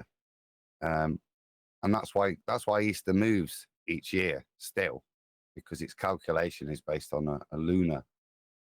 Like Pancake Tuesday is like 2 weeks before the next full moon. I can't remember exactly, but the calculation's done lunar wise. So it was done to predict that, so you could then fit it into the solar calendar with prediction, as opposed to if you think about it now, like they don't call Ramadan out. You've got a good idea, but it's not until the actual full moon is fully sighted that it's announced. So you kind of wait there. Again, it's based on that lunar calendar, whereas Christianity was very much rigid and in a solar calendar. First. Domino's Pizza, can I take your order? That's a double pepperoni with cheese. AI, can you pop yourself on mute? And I'll have a garlic bread. Burger King, home of the water, what should be? AI overlord, can you pop yourself on mute? Did he more? You kill him, we kill him. Unless you got something to say. Clearly not. 12.8 right there. So that's where our Jupiter is. So the next object I'm going to put on this scale is Pluto, everybody's favorite minor planet. Now, of course, on this scale, it's also a dot that's too small. Just so we don't have to go through every single one that he pops down on the scale and say, because why? Where's the scale come from? I'm just going to fast forward till we see him putting down the last planet. Can I just add something to what Adam said there earlier? Because the phone sounds were going on. I didn't want to come in then. Yeah, go ahead. Before the orbit, the offset elliptical orbits that they had to come up with for Easter, right? That was going into, let's say, Christianity and whatever else. Before that, they had out rotation. What is out rotation based off of? Based off of astrology, not astronomy now, astrology. Because they have a sidereal rotation, something I actually learned years ago and then forgot. I had to be reminded of it by a baller. But they have a sidereal rotation to their globe Earth. Sidereal matches the stars. And the whole point of the sidereal rotation is that the globe Earth rotates 366 times, right, within the model over a 12-month solar year, whereas the solar days are only 365 within that year. It's because they need to match back up the sun and the stars for astrological reasons. So that's where the rotation, that's why they have to have the rotation work at a sidereal rate, because they need to be able to match what's going to happen in 12 months' time with the sun. Because the stars have to match up back up with the sun every year for astrological reasons, which comes back to the Vatican, who are all astrologers and all astronomers who are all observing the stars. They're all like the Jesuits are all stargazers, but they have to have that part worked out perfect before they could go further. That's why you have. That's why we have the rotation rate that we have claimed to the globe Earth. This also means that Proxima Centauri is too dim to be visible in our night sky, at least to the naked eye. Of course, in order to get to the nearest visible star, we've got a little while longer to go. Unskippable ads. Okay, so what I've just done is, just for the audience's benefit, while Brian was talking, is I've just skipped past all of the planets to get to the actual point of the video, which is the nearest visible star. So that's what we're going to hopefully get to when this series of unskippable ads goes by. Is an opportunity for me to say, do as you would hope to be done to you, and share this guy's link and do another little plug for him and say who he is and what we're doing with this video. And obviously, hopefully, you'll go to him and let him know Nathan Oakley 1980 sent you. And it's because we responded to a video. Just let him know. Give him a like I'm doing right now.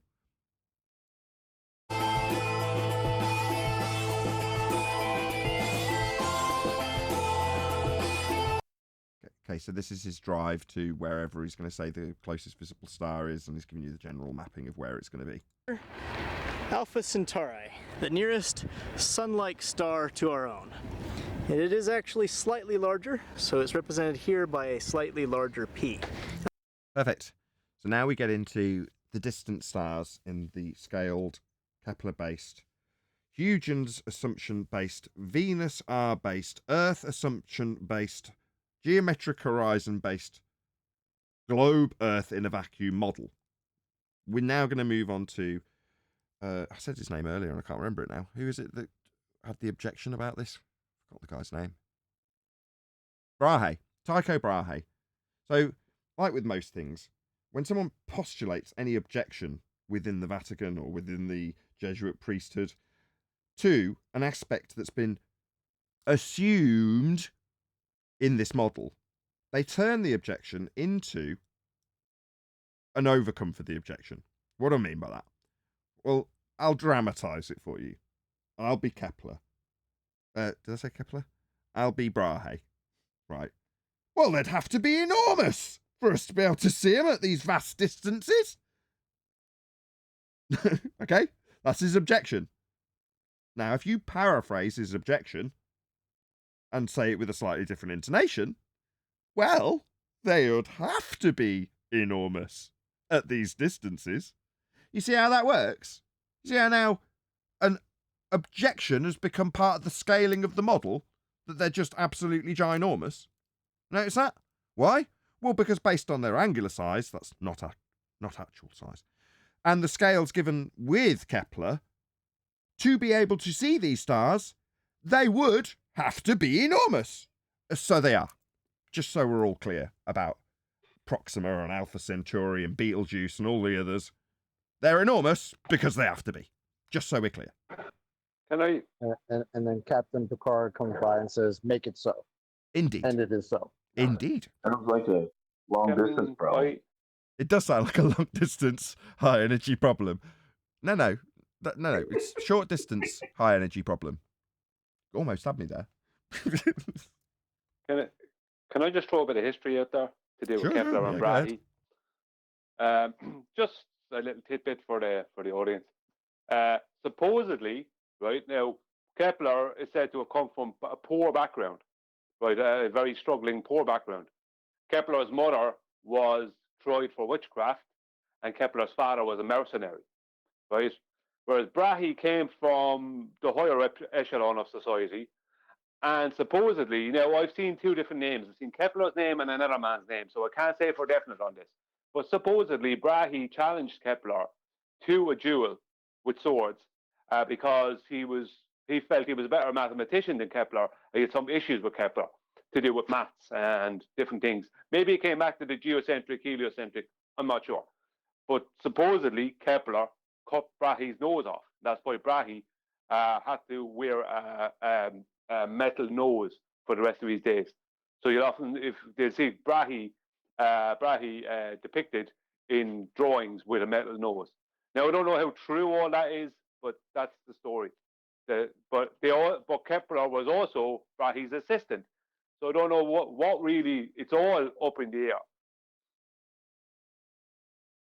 Alpha Centauri is one of the brightest stars in the sky. It is certainly visible from the Earth. It seems kind of crazy that something this small could be visible from so far away, but you got to remember that stars are incredibly bright for their size. In fact, all right. Based on what? If this thing was shining, it would outdo an arc welder. Really? Have you verified this in any way, shape, or form? beyond the assumptions that we've already detailed several times? No? What's kind of cool about this demonstration is in order to demonstration? You think this is a demonstration of your assumptions that you've not actually detailed the history of? Oh dear. Oh dear. Yep, give him 5 million views. block the starlight from Alpha Centauri exactly, you know, block it out so that you can see if there's any planets around it. So that Was it just me, or was that an absolutely enormous P? I mean, it looked that way. Why? Well, because I've scaled it that way. the glare is not blinding your telescope, you would have to hold this P 208 kilometers away. In fact, if you wanted to do that, you would really need to have a much larger disk, you know, something larger than the diameter of the... Based on what? Are you going to prove this in any way? Is it just based under the baseless assertion fallacy? Am I missing something? I'm not following what he's saying. Baseless assertion. Getting weird. The aperture of your telescope, and then you'd have to hold it even farther away. Anyway, Alpha Centauri is not alone. In fact, it is part of a double star system.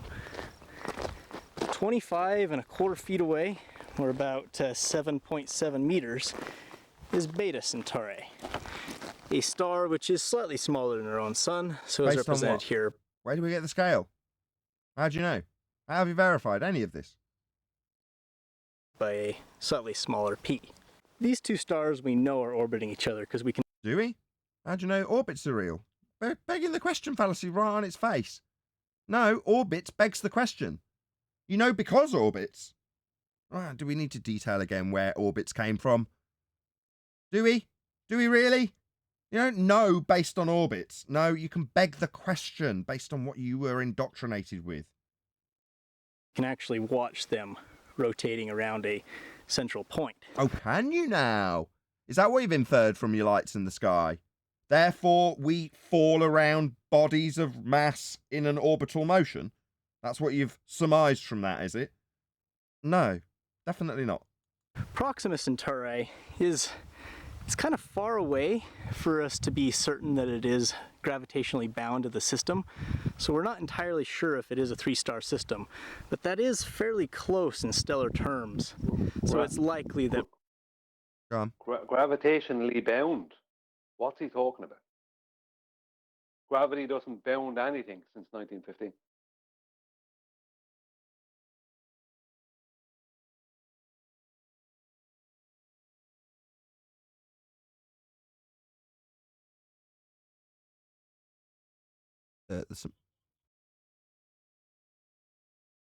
Sorry? Somebody's at my door. Can somebody talk for just 2 minutes? Yeah, go on, you go, John. I was going to say I can give heliocentric rebuttals to everything that was said, but I won't, because if I did, I would have to discuss the high energy, short distance problems. You would need a flat Earth for. Yeah, yeah. Hey, Brian, where did you hear that about the duel they had? Is that somewhere where you could find it? Yeah, just Google it. Just Google Brahe Kepler sword duel, and you'll get it. You get it. Now, I saw a different name, not just Kepler. I saw a different name as the person who cut Brahe's nose off. So I don't know, but most sources say it was Kepler. I don't know how correct it is. I wonder if we could go back to those days and have some duels with some of these ballers. That would be fun. Well, Kepler would have come from a wealthy background, Brahe was from a wealthy background, supposedly, and Kepler was from a poor background. So I'm not surprised that Kepler would be a sneakier player, because Kepler would be a bit more hungry, you know the way, if you understand what I mean? When it comes to that kind of thing, he'd probably be a little less, he'd probably be a little colder. So I would say... Well, I was just going to say, I wish Tycho could have snipped out that plot, but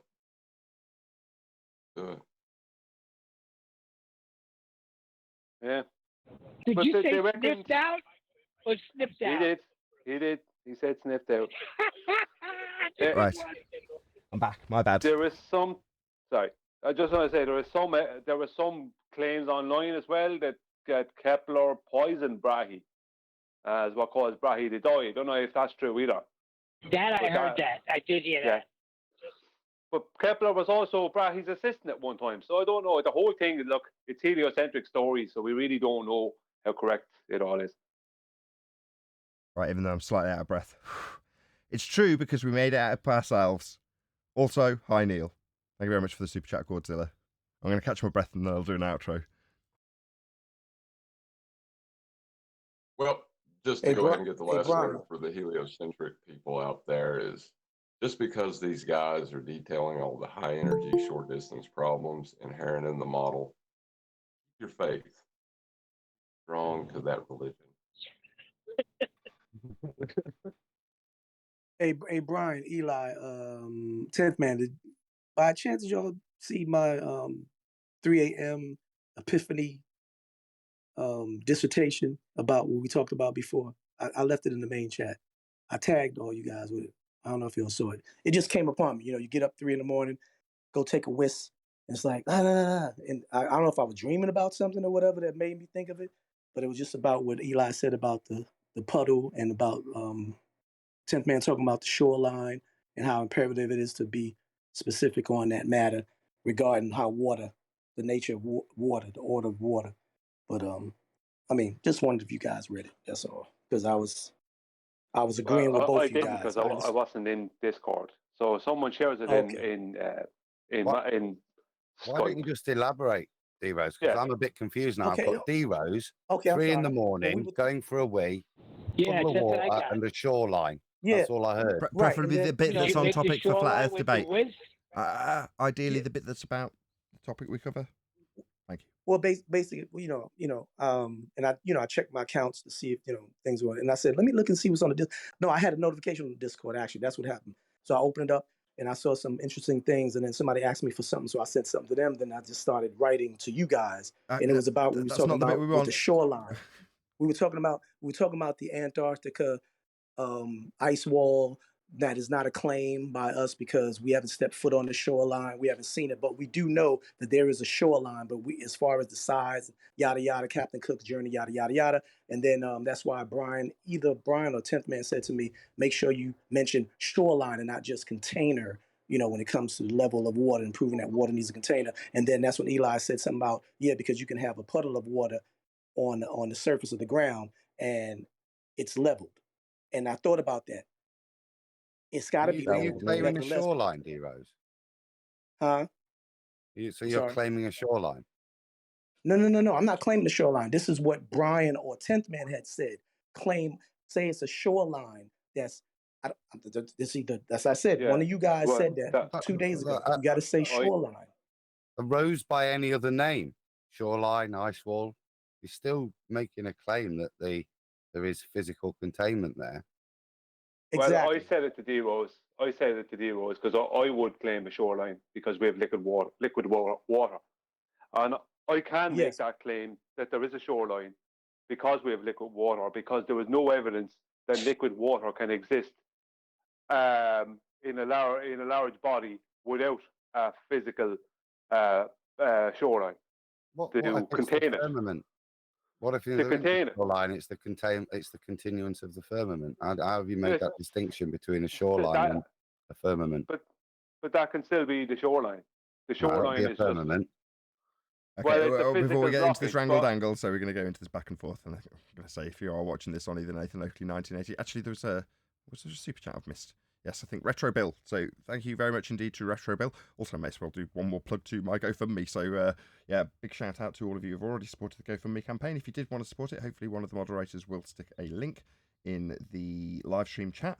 And if you didn't necessarily want to support it, just share it. So click on the link and share it on Facebook or Twitter. That'd be really, really appreciated. But with that, I am going to say another massive, huge, enormous thank you to both Discord and G+ panels for making today's live show possible. If you are watching this on either Nathan Oakley 1980 or Nathan Oakley Premiering streams, then stay tuned, as there will be an after show to follow. But unfortunately, though, if you are watching live, this is where we bid you farewell. I've been Nathan Oakley, and I will see you all in the next video.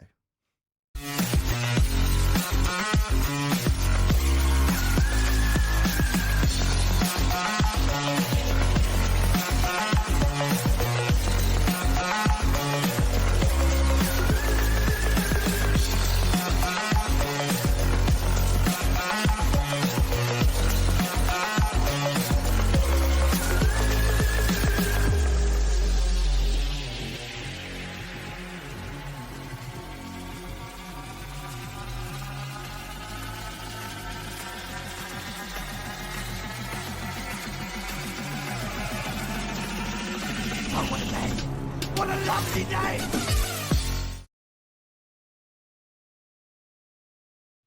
then Now all of he a sudden, he already ended it when I started laughing.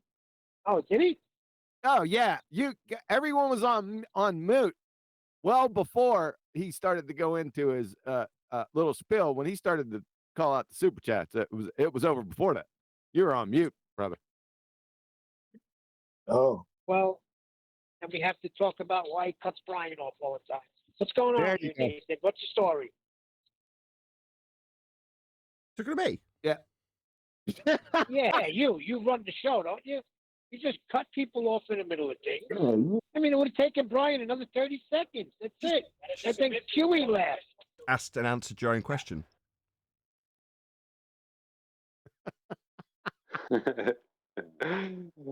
Yeah, I know Adam was giving me a hard time about Shoreline, but I have no way to make a different claim. You know, I've gone to. Well, yeah, pickings are a little thin there, Adam. Wouldn't you say? Go on, D-Rose. Go ahead. Oh no. Okay. No. Just like Adam and Brian was Eli. doing what they were doing, that's when Eli came in and said, "Yeah, because you can have a puddle of water, and that doesn't have a shoreline. However, it's still what?" He goes, level. You still got a shoreline with a puddle. That's wholly incorrect. The puddle does have a shoreline. It's just very Yeah, small definitely to see, right? But that's Okay. not my point. My point is, it's just like not letting Tony get away with his ice wall. You can't prove that is our containment, just like you can't prove a shoreline, i.e., land, is the thing that's creating the containment. I don't have to give a false dichotomy, but I just did off the top of my head. It could just easily be the firmament, which indistinguishment means it's not shoreline or ice wall. Yeah, we don't know what it is, so don't even call it a shoreline. In my opinion, just say that. Just what? No. Yeah? Hold on, can I just give a little bit of advice to Brian? Attack his claim about it being the dome that's holding it in. Go on, attack it. I did say yeah. Do you know what I mean? I'd already mitigated for that. I said they don't have to give Especially as he already tried to weasel out of his own claim by saying he's only giving it as false dichotomy juxtaposition. Now, it is, isn't let it? me finish I this could real make quick. up 15 other piles of nonsense as to what's keeping the water in. It could Well, just be, it is could the be shoreline looping. nonsense So it gets to the edge and it loops all the way back round again. Is a shoreline And not exactly. like a claim that water requires a shoreline? Is that nonsense? That's what I'm saying. That's what I said in the thing. I said whether it's what others claim and people use it as a reference to base why it has to be a terrestrial plane, level plane. It could be infinite water. We don't know how far. We have no knowledge of what's holding it. No, it can't be. Of what's we don't know what's holding it up. We don't know what's keeping it. At the end of the day, whether it's a puddle on the ground or whether it's what we call what's contained in the ocean. At the end of the day, okay, look. A puddle on the ground. You ever saw a puddle that did not have a hole or a pothole? You ever saw water spilled on the table? That's my argument. Right. What I'm saying is, at the end of the day, if the table, if the curb, if the floor, if the street, whatever had a slope, you're not letting me finish. The puddle on the ground, if it's a very small puddle, just like a little drop of water on your kitchen table, no, I it didn't say has that, no. hydrogen bonding. Right, so I'm not saying that. Hang on, let me say.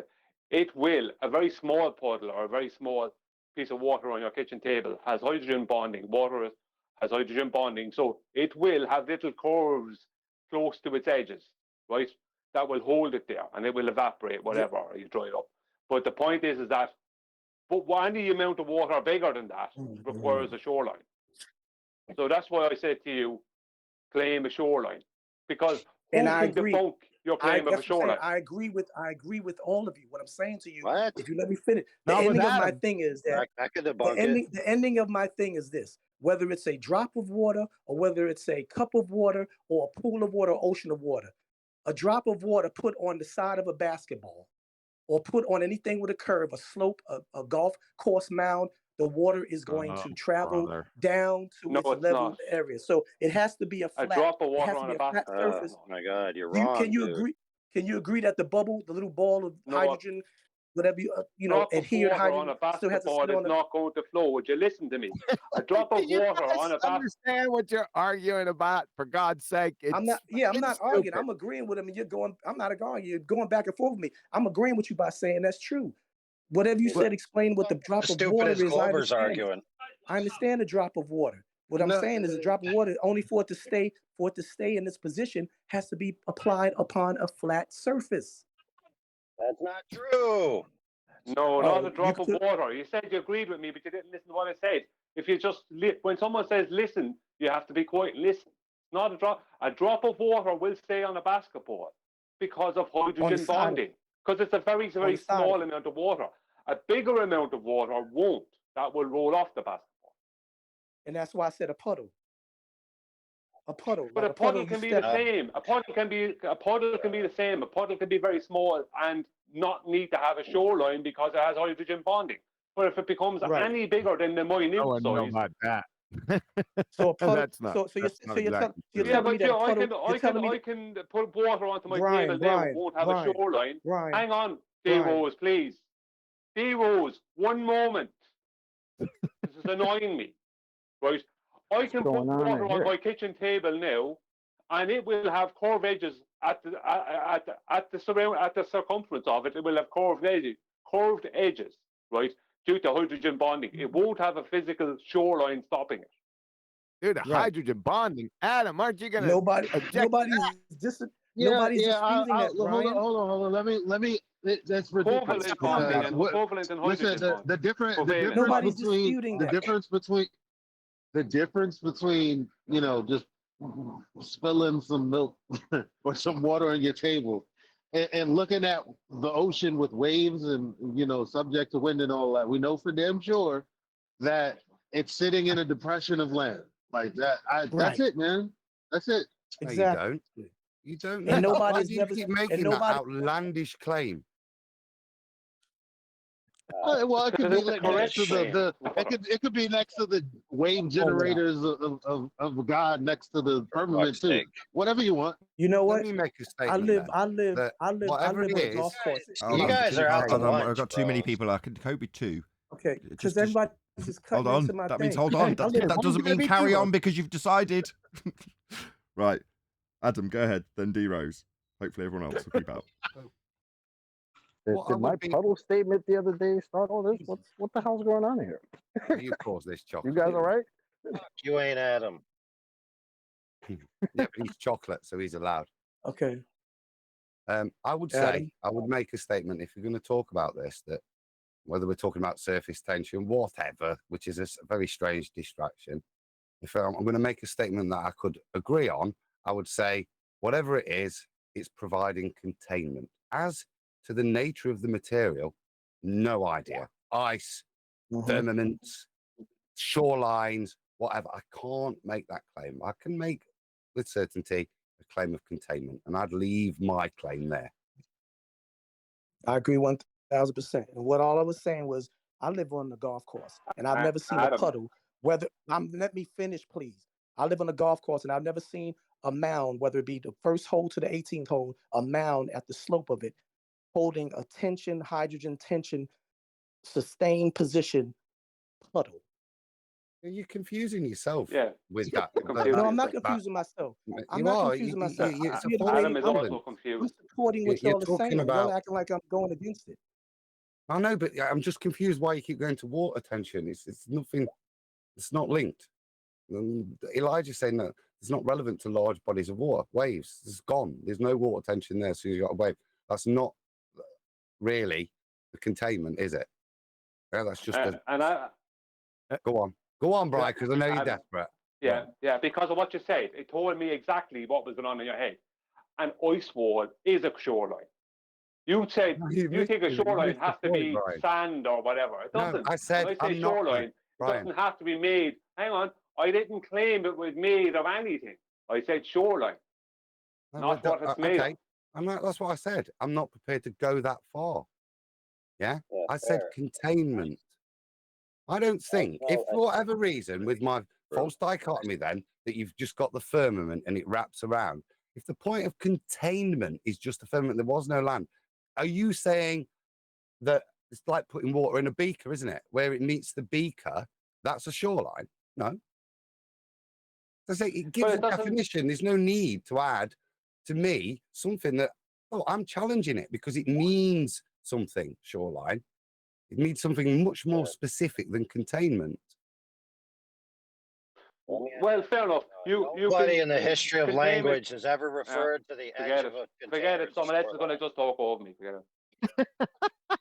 No, it's we're wasting my time. Like, it's When obvious he I'm sensed a talking to concession, Adam. it sensed like you were agreeing with Adam. That's why he's jumped in. But go ahead, Brian. I'm trying to say, but my point being is that why I say shoreline is that because it's intuitive. People know that, like, liquid water at the ocean water has shoreline. So when I say shoreline, I don't care if I'm proven wrong and it's proven to be the firmament. I don't care about being wrong about that because I know it requires containment. So saying shoreline is fine by me. It's not something I'm worried about getting wrong. Yeah, put your flag in the hill and champion that shit. Yes. Yeah. Actions called shoreline earthers. Well, he wouldn't be Bro. saying shoreline if he wasn't sure of his line. I Oh, mean, God. Okay, He right. wrote- Let's just try and summarize this. I've listened. Right.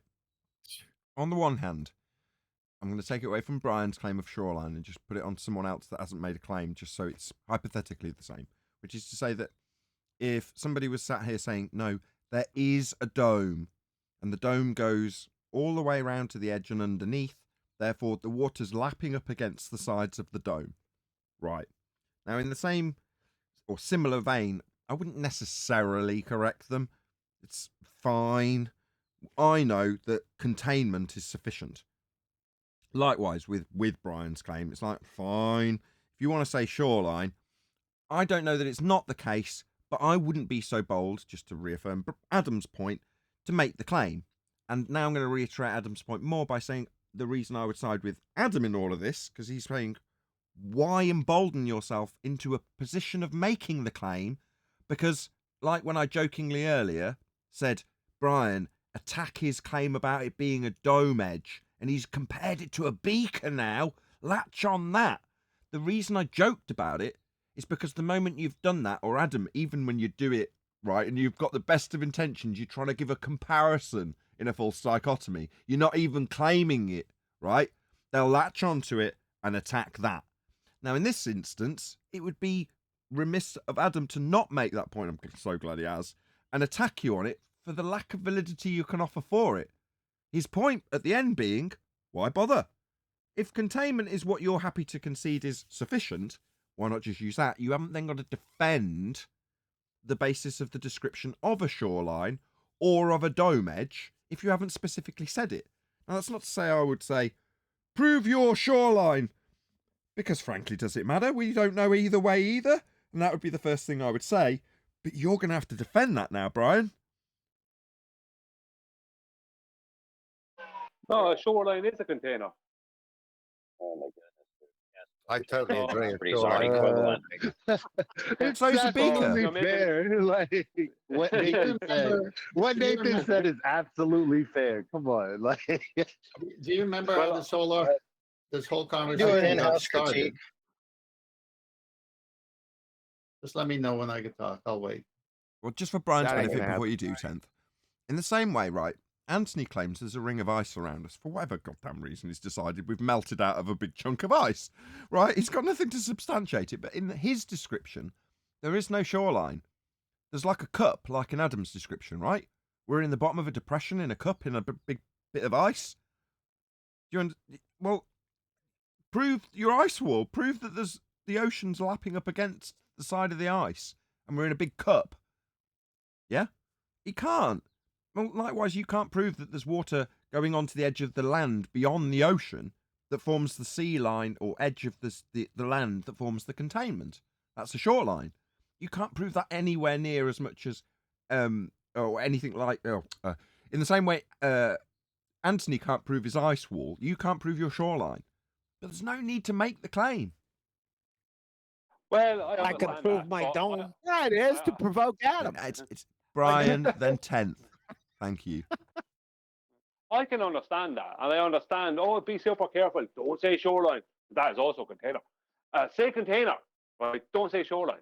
No, I can say shoreline because I know it needs containment. So if they come back, if a load of ballers go off and go, it's not a shoreline, it actually was just a container all along.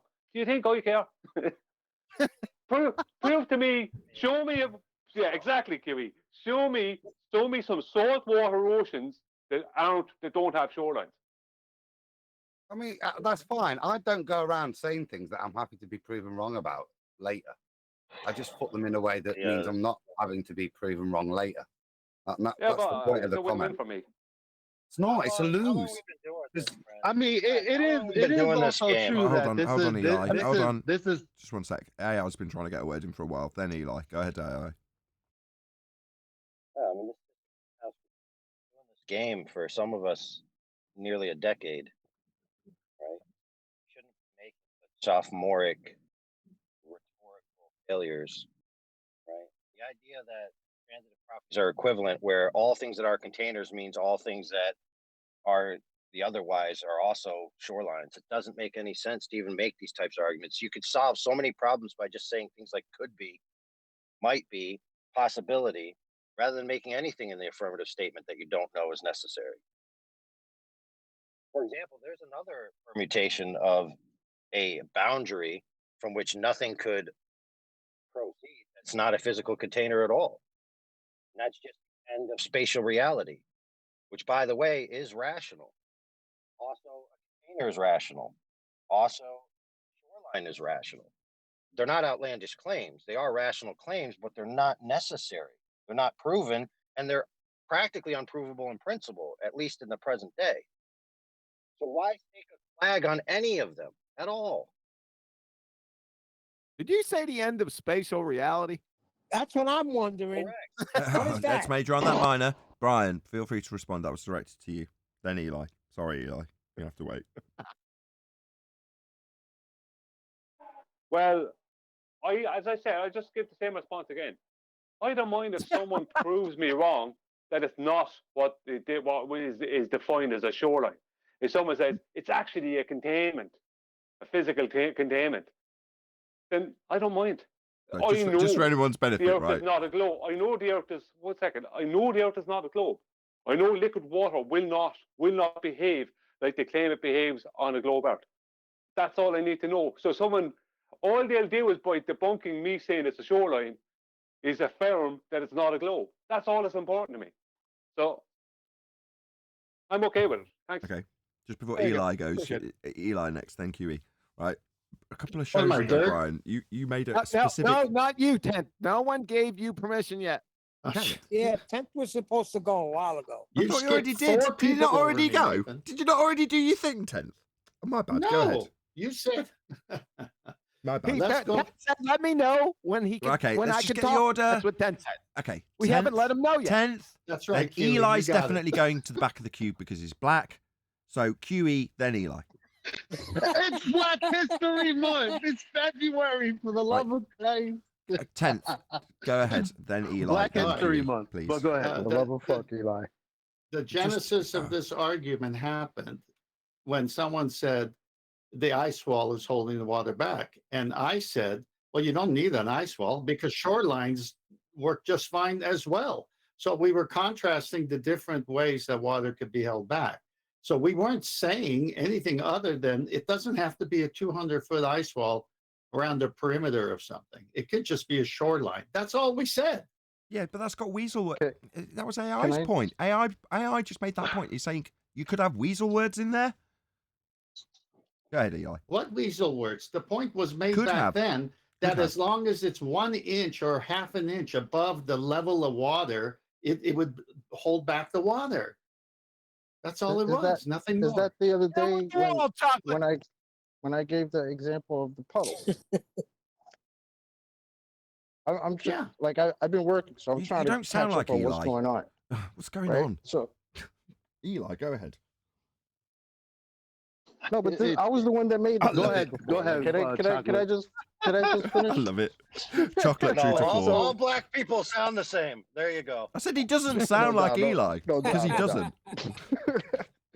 All right, Go so ahead, Eli. with the other Third day time's when a I made charm. the example of the puddle, right? But when I see a puddle on the ground, I don't consider the ground around where the water is a shore, right? We wouldn't call that a shore, right? So to me, I don't know if I'm with Brian on this particular one. I wouldn't call that the shoreline around the puddle. You know what I mean? I think you're just giving yourself more aggravation by calling it that, right? Puddle line. 'Cause I can't believe we're still talking about. I can't believe I'm not I'ma hearing bring you Eli. back. I'm gonna bring you back. I'm gonna bring you. I'm maybe not all of you back, but I mean, you guys weren't on level until I was like, nah, F that. Like, we're not making any claims. Like, what we deal with is what we deal with, right? Yeah, So, that was brilliant. Thank you, Eli. Go over to you, AI. No. I'm only So- joking. Go ahead, Eli. I'm really joking. So if anyone is going to talk about an ocean, especially if they're going to be showing you a globe, or if it's going to be flat Earth, they're talking about the ocean, Brian's right. I mean, you never stood at any ocean where there wasn't a shore. Like, I mean, maybe some cliffs. All right, some cliffs or something, and maybe a little bit of an ice wall somewhere. You know, so I don't know where it's cold, where there's ice shelves and stuff. But the bottom line is, when it comes to the ocean, if that's what we're talking about, I'm quite fine with the white swan too, Brian. I feel you. Right, I'm Eli, sold. There's not Basically, one ocean I've just got anywhere that has a shoreline. Only the land has a shoreline. No. I'm going to go with them as well. You know, I think they've got a good point. I've just got one question for you all, right? Which is, you know, you're saying the land's holding in the ocean. What's holding in the land? Ruined it. That the firmament. I don't know. So I'll build the firmament, but I don't want it just for that. I'm going to put a little bit of shoreline in just to Fingers finish holding it the off. land. He's not slightly bark fast, is he? Well, let me just do the fjords. We'll put nice edges in there. Can you so just that play we can along? have a shoreline in all our containment. Okay, so we've got the shore line that's holding in the water. So the land's holding in the water and the firmament's holding in the land. What's holding in the firmament? Objection. The end of spatial reality. Simple.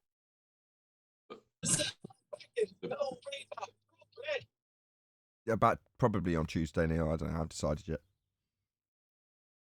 Debating on the nature of the containment does not take away from the need for containment.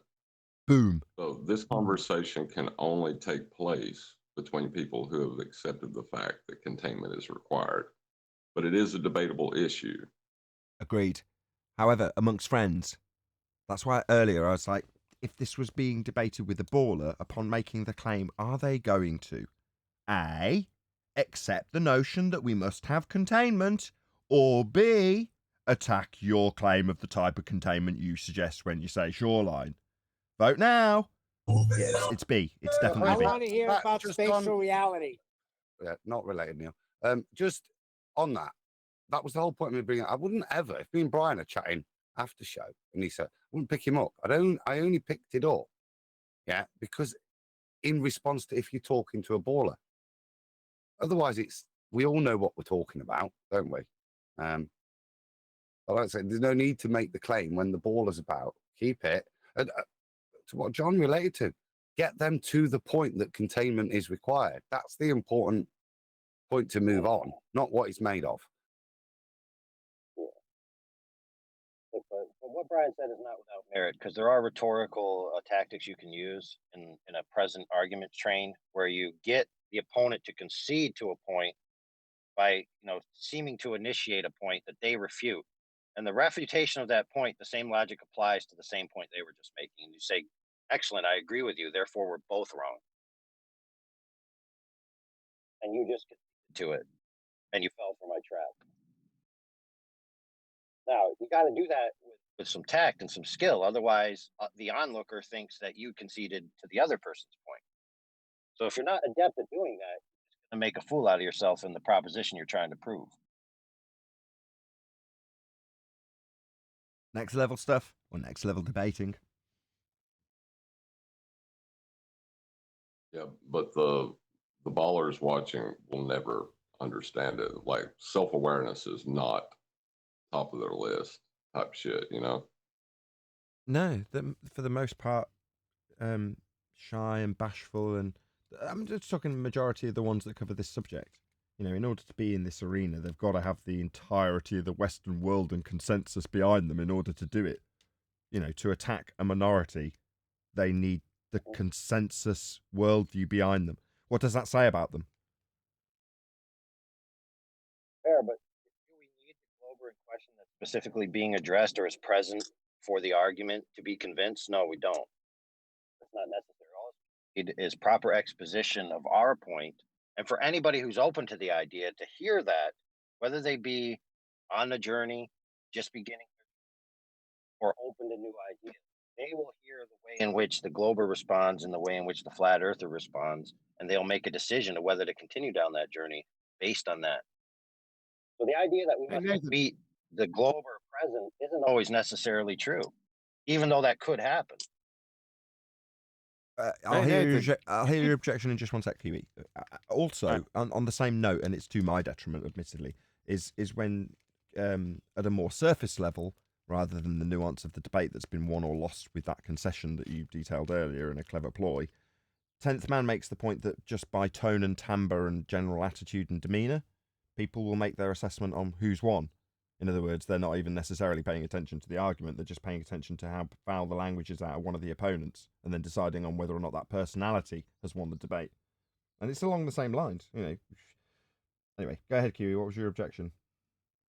Yes, could you do a GoFundMe, just like a co-fund me for AI and his mic, because it's atrocious, right? Just join yours up. That's number one. Number two, D-Rose, you don't appreciate the pedantic nature of your argument. And then when Adam and Brian get into a highly pedantic argument that in the end is utterly meaningless. However, you don't appreciate what's going to go down here, because family members going to be called out, right? This is going to be a knockout, drag out fight. You spark the fire. Just sit back and enjoy it.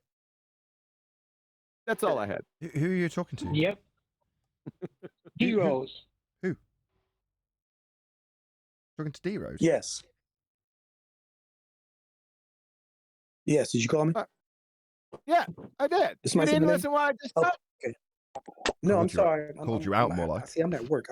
I sneak in and listen to you guys. I'm at work, so sometimes I have to put the volume down when I call a patient back, and I can hear I can't really hear what y'all talking about.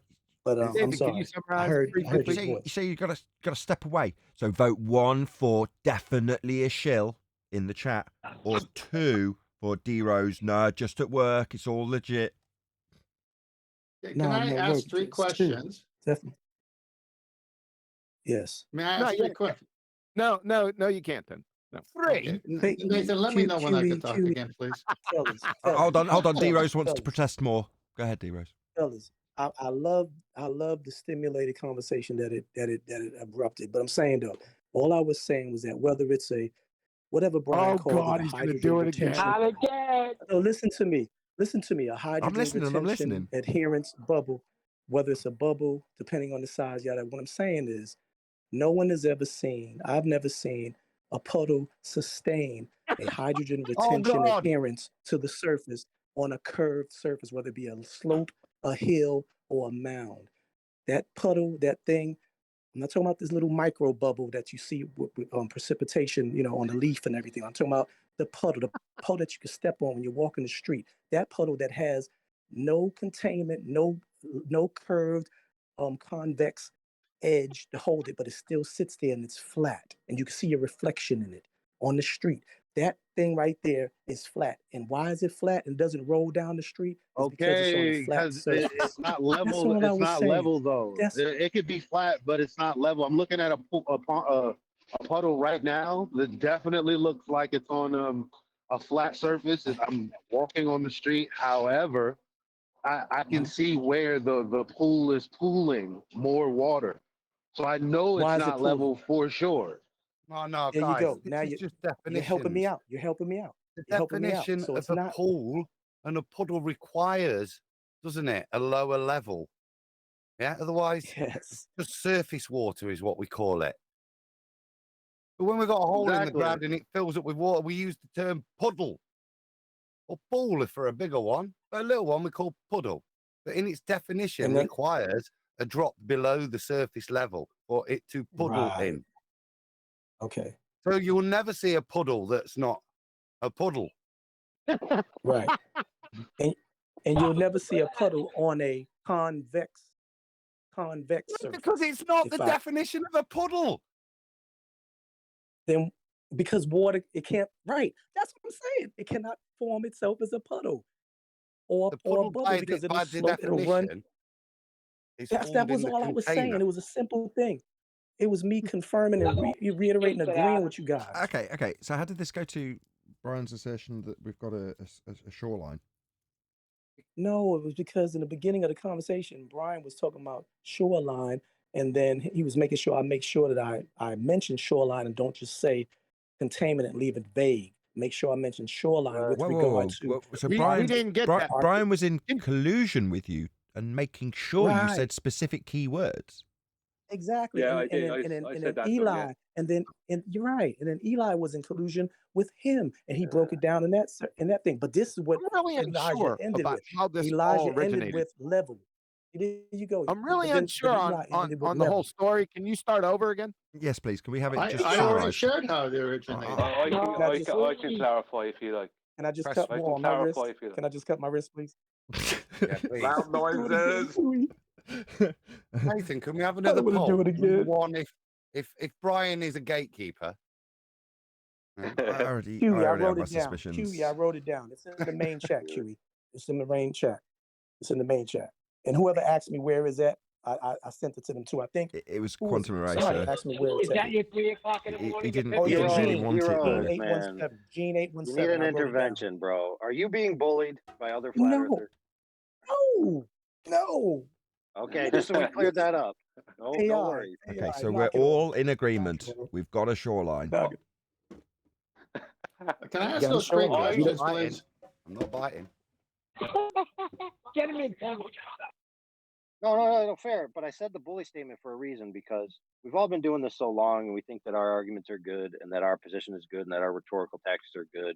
And if we have any clout and the people listen to us, then all of a sudden we're somehow gurus to tell other people exactly how they should argue their points by using our rhetoric, our phraseology, Do we our have an ice our wall? words. Sorry, I'm just writing this down. Shh, carry on. Do we have an ice wall? He's making a different point. He's making a point about clout. Is nobody listening? Clearly not. Do we have an ice wall that does what? No, Do we have an ice wall those that does that. what? No, wait, don't change the subject yet. 'Cause we're talking about He's clout. not. He's not. He's summarizing it from a different perspective. Please, about can the I answer to want the to hear the question? end of AI's thought. Please. Go ahead, AI. My thought is that there's not magic rhetoric, magic phraseology that results in the conclusion or carries an argument to a necessary conclusion. And just because someone has clout and they tell you that this is the way you must do it, or this is the way it should be done, or this is the way flat earthers should all approach everything to every glober they encounter, it's just false. You have to be nuanced. You have to learn it for yourself. You have to interpret it yourself. You have to understand your audience that you're presently speaking to and what they will or won't be able to comprehend. Absolutely. And nobody should do that sort of thing. By the way, tomorrow I think we should critique Bev. Bev's not doing it correctly. I think we all agree. Hey, hello, Hello. hello. This is Rob. Hey, Rob. Can you hear me? We do. Hey, that's exactly what I have to do. Is what he just said. I've been doing for the last 2 or 3 years, whatever this is I have to figure out a way when I know all what I know, and when I talk to these halfway weak, bald hard heads, whatever you want to call them, I have to approach them in different ways. It all depends on who I'm talking to. Sometimes I put it to them as a question because I can't tell it to them like, oh, this is what I know. I'm like, what about if it's this? What about if it's not that? And then I see them. They're like, oh, okay. But then I don't know if it takes, but I have to approach people in different ways. It's crazy. You have to adapt. And that's all I've had to do is adapt to all this crap that's been going on. That's what you do. You have to adapt. Indeed, you've got to have good interpersonal skills if you're going to try and communicate this to somebody who's in opposition to your view the moment you open your mouth. And it does take a certain degree of discipline in order to do that. And while you're saying it, Rob, I immediately think of 10th Man disseminating it in a perfect way with sales comparisons, because that's what salesmen have to do. They have to gauge their audience when they get there and deal with the objections, which are many, right? And there's often a negative outcome for you that you've got to get over and move on with. Well, that's how it is for many flat earthers. So when 10th give those examples, sometimes not with the most glorious of products going alongside them, photocopiers and things, but just because I've sold more glamorous products doesn't make any of the examples in any way different. You've got to be tactful. God, this sounds so hypocritical. Someone else do this. I'm loving it. Keep going. Well, I've got to use user comparison because I can't say I do any of these things. And it's if I carry on, it's do as I say, not as I do, isn't it? Which is just unfair. So I'd rather someone else carried on this statement because I'm not going to do it. I'm just going to stop here. Yeah, you need to anticipate the objections. How would you overcome them?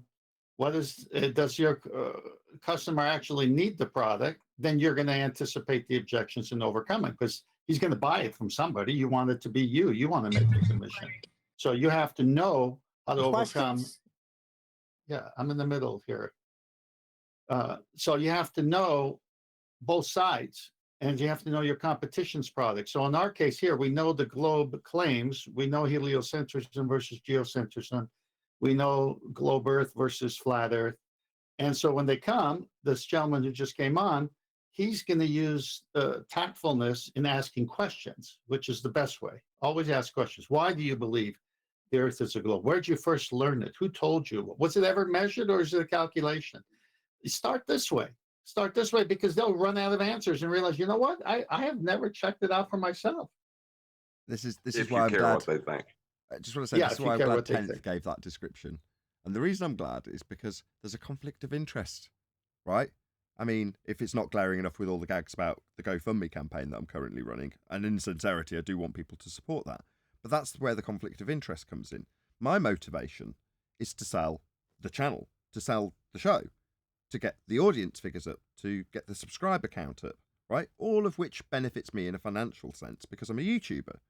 Well, when the conflict of interest is realised is when 10th describes this scenario with a pitch to a quote, not quote, but a potential customer with air quotes around it.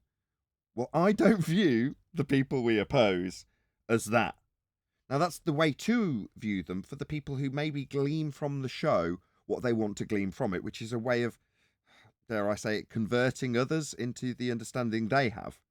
Now, for me, as much as this might piss people off when I say it, I see that as you soothing your own cognitive pain when it's come to the transition to flat Earth. You need other people to believe as you believe. You know, and again, it might piss you off to hear it, but that's lack of self-confidence or lack of confidence in the argument at the very least. Well, because of which, I mean, I don't need to really prove this to anybody. And again, I'll say it last time, if this pisses you off, just close your ears, right? Because it's just reality. And as a consequence of that, I don't care if the person at the other end of the telephone line, or in this case, YouTube opposing panel member on Discord, right? Equivalent to the end of the telephone call with a sales call.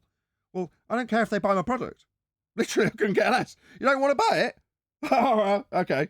Yeah, that's why my disdain comes out towards them, because all I remember of these, what are they? So-called wannabe customers? Like, want to buy my service? Yeah, that's why Brian has taken the initiative to actually stick a price tag on it. And then you can become the indignant shopkeeper. You don't want to buy my product, so get out! Because that's how you can treat them then. Because you, the shopkeeper, have the right to refuse service.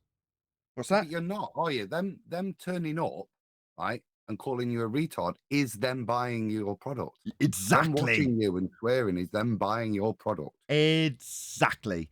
And we detailed it in the pre-show, didn't we? We saw all of the little children having a look at the sweets in the sweet shop when we heard from Wolfie and we heard from Roofy. Exactly, Adam. Perfectly illustrated. Yeah, I have globe Hey, sims. just Yeah. a point of note, real quick. Speaking of hearing from Wolfie, has he ever provided the attitude data he's supposed to have done for like the past 7 years? I've no idea. I don't communicate. Absolutely not. Absolutely not. And nor will he. He Nor will. will he. He will right after Rumpus gives us his presentation that we've been waiting like 6 years for. It's 99% done. Almost there. Almost there. Yeah, just so if people aren't aware of it, in the pre-show, I was pointing out how I'm equivocating myself, if that's the right word, or comparing myself to an OnlyFans girl, a successful OnlyFans girl who has a load of simps, right? The Globers, for me, who constantly come to my channel, Wolfie is one of them, with something to say, are those simps. If they want to see me without my bra, they'll have to pay the fee. That's the way it is. So if they want that debate, they'll have to pay the fee. That's the way it is. Yeah, he And pads him out with status. I'm dead on you, Brian, right now. Shit. I have no other way to view them. Right, There's hold no other on, way hold to on, view them Brian, because they're acting the same. Sorry, yeah, go on. You forgot a very clear point. How much? Oh no, €5,000 is my present fee for a 2-hour debate. And there is no special. It's a fee up front. There is no special elements to that contract. I won't be doing any flight plans or any other nonsense. You want the debate? It's a 2-hour debate, and you will get that for an upfront fee of €5,000 at present. And that price will be rising. And I think that's sufficient. Yeah, but either they want it or they don't. Sorry. We still get the calendar, right? Maybe. Mine is 10,000 euros. Say again, Kiwi. And however, there's a condition. If you have a PhD, I do your dumbass pro bono. How about that? That's my policy. Exactly. There's an exception to the rule. Thank you, Clover. Yeah. Just come in and blow bubbles on me. Okay, that random event aside. If it's Neil deGrasse Tyson that wants to discuss these things, yeah, you're going to give up your day for that, right? Exactly.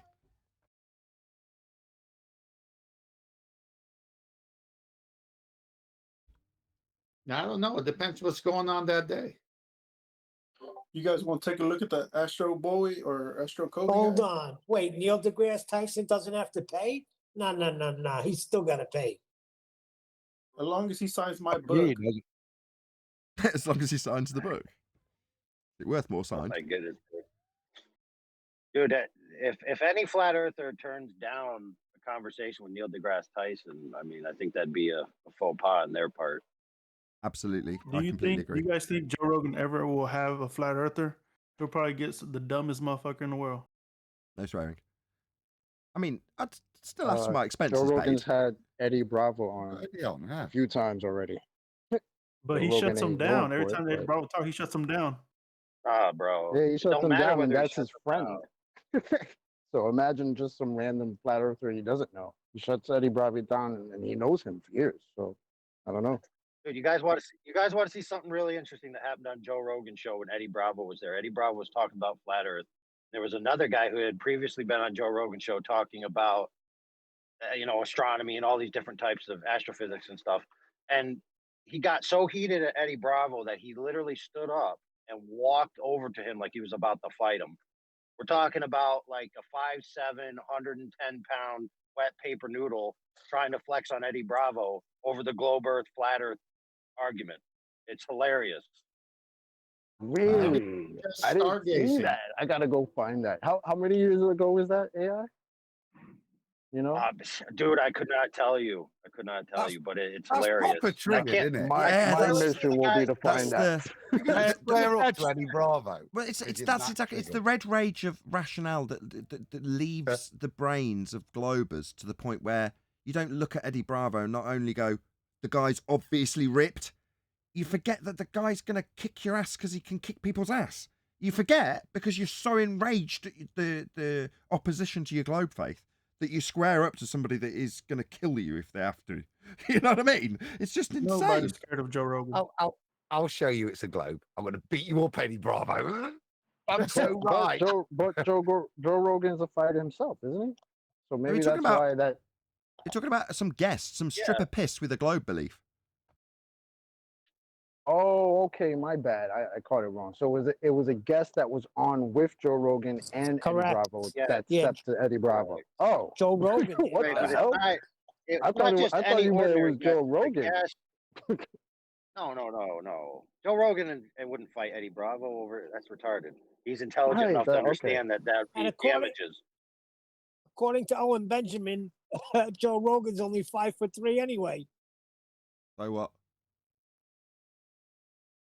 I said Dude, 5'7". go watch the video. Go watch the video of Joe Rogan's back kick on a heavy bag, and then come back to me I about. was going to say, I've seen I Joe know all Rogan about it. I like Joe Rogan. But I'm just going to say, I've seen Joe Rogan do a kick. I can't remember what it was on, and they measured the force of it. And it was like in excess of loads of people around him that were in the ring at the time. The guy's a shithouse. I mean, no offense to Owen Benjamin, but I'd be hesitant to criticise him for his physique, in this case his height, just on the basis that sort of ad hom is the kind of thing that people do want to knock you out over because you've lowered it to that level. Joe Rogan. Hold on. Owen Benjamin thinks he's a Viking. He thinks he's a Nephilim because he's 6'10" or something. So he's got a lot of attitude. Bells. Don't worry about that. Joe Rogan is good enough to spar professional fighters. To be a spar, he doesn't do it himself, but he is a very good jiu-jitsu guy. But he is good enough to spar professional MMA fighters. That means and even semi-pro boxers, I would say. Years ago. I don't know how good I was he's going to say, boxing is, but it'd be stupid to be actually doing it because he's getting on a bit. And I'm not being offensive to him, but you're nuts to do those sorts of things past a certain point because you break easily. Now, that's not to say that he's in any way weak, unfit, or couldn't kick the shit out of everybody here, because it's undoubtedly the case that he could.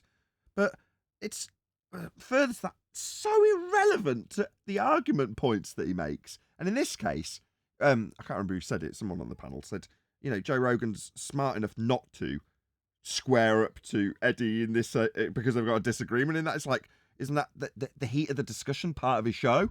He's not going to get so red rage with it like this guest in this example that he's going to lose his marbles and square up to somebody who can kick MMA fighters' asses. It's just nuts.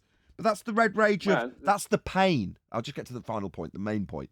That when we say share your pain to the Globers who come here, that is their red rage that they've got when they're on their keyboard, on their sock account, coming up with something they think is a gotcha, repeating the same nonsense.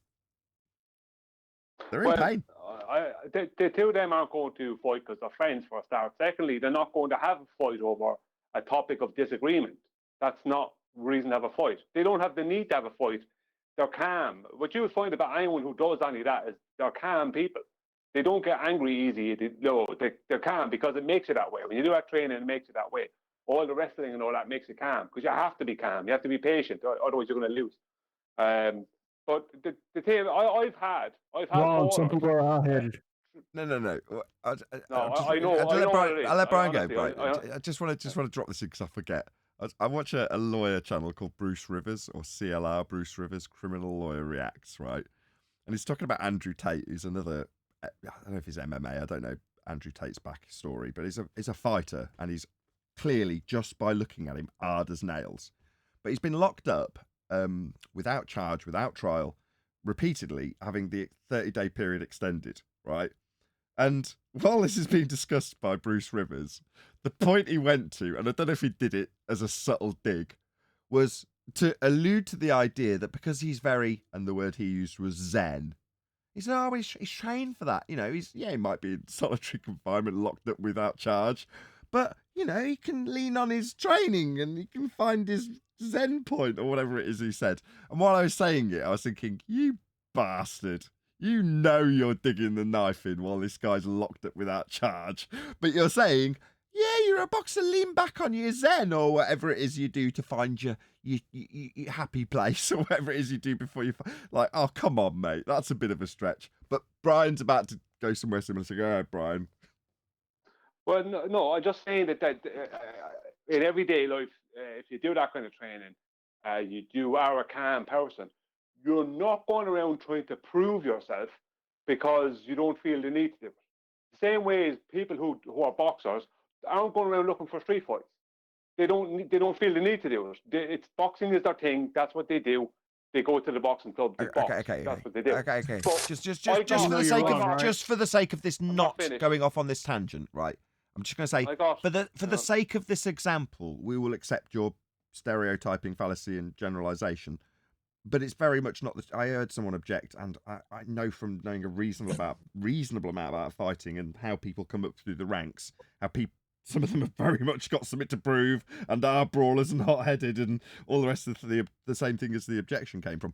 But that's not what Brian's saying. I know it's not, and I'm about to agree with him, which is to say that as a generalization, I know the point Brian's trying to make with that, so we'll leave that aside.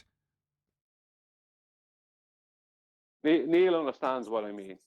My cousin understand what you mean, and I agree. My cousin has an MMA school, and at the end, he had these two unassuming kids that you wouldn't think could do anything, and they square off at the end. Let me tell you something, Nathan. I was exhausted just watching them.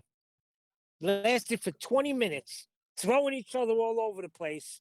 And these kids look like two of the calmest kids I've ever seen. You would never think anything, but they will throw you a beating like you've never gotten before. And I just walked out of there saying, oh my God, these guys, it's exhausting just watching them. Let's put it that way. Have you ever done any? Gene has something to say. Sorry. It's boxing. I never did grappling. They were grappling. And it just looked, they were exhausted. I was exhausted watching. That's all I'm trying to say. And they were two calm, unassuming guys in a school of 70 people. Can we get back to the point? We were so off the rails 25 minutes ago. Are you having me on? Let's get back to the puddles. I was going to say. What was the point? No, the point was about Joe Rogan and fighting all that is why hasn't a flat earther been on the show? That's what we're talking about. Bravo's been on there. We told you that. He's got transsexuals. Many times. Bravo. My goodness, dude. Bravo's do you flat mean a earther. He's flat got a earther resident flat besides earther. Eddie Bravo? He couldn't be much better. He's got a resident flat earther, basically, hasn't he? Exactly. Well, he had. But no. And there was something I watched today on Rumble that Eric Dubé was supposed to be on to debate Neil deGrasse Tyson, and he had it in the logs, and it never took place. So I don't know what happened with that. Old news. That's like 3 years ago. Right. So, but I mean, nothing recent. He's not gonna because he's part of the system. Neil so probably tells Monica Lewinsky jokes. Yeah, but fair enough. But why does a flat earther need to be on the Joe Rogan show? I don't know. I think The topics talked about from the Joe Rogan show via Eddie Bravo. Eddie Bravo's attached to who do we just mention? Ah, dang it! What's that kid's name? Eric Dubé. Eric Dubé. Yeah, Eric Dubé. He's attached to Eric Dubé, right? There's also that other guy. I can't remember his name. It's like Piper something or whatever, who's also an MMA fighter in the UFC, who's a flat earther, proudly outspoken, right? So there's plenty of degrees of separation, right, which aren't that far off, that just by being aware of Joe Rogan, you're going to come in contact with the flat earth topic. And So let's like, not forget who Eddie Bravo specifically appear on his show. I just want to get this off. Let's not forget who Eddie Bravo's favorite is. Nathan Oakley. Yes, sir. Yeah. But I'm just saying, he's had transsexuals. Remember when all Mick types West of was crazy on people. Joe Rogan? I do remember something about that. I do, actually. Can I just give my example that I was trying to give? Well, it's a bit out of date now. Must be We accepted 10, it. 15 minutes ago. Shoreline. We get it. Shoreline. Okay, fine. No, it is a shoreline. Nah. No, well, I've had ballers, and it seems to have been within the past 6 months, maybe a bit more, who've turned aggressive with me, who've, putting up emojis of fists and all this kind of stuff in a threatening manner to me, kind of stuff. And I've just pointed out to them that they used to go around in pickup trucks and try and beat the gay out of guys years ago, right? Right? But it doesn't work. You can't beat the flat earth out of me. You beating me up is not going to make the world a globe. And they went away after that. It's like, because there's nothing to do with it. Who cares if you can beat me up? That doesn't make the horizon geometric. I know it's not flat Earth related, but it's similar. Did you hear what I said yesterday with the rebellious gas particles? I'm here. I'm atmosphere.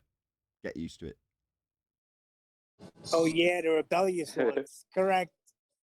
Dave McKeegan just released the episode right now. It's called "How Can We Stick to the Bottom of a Ball?"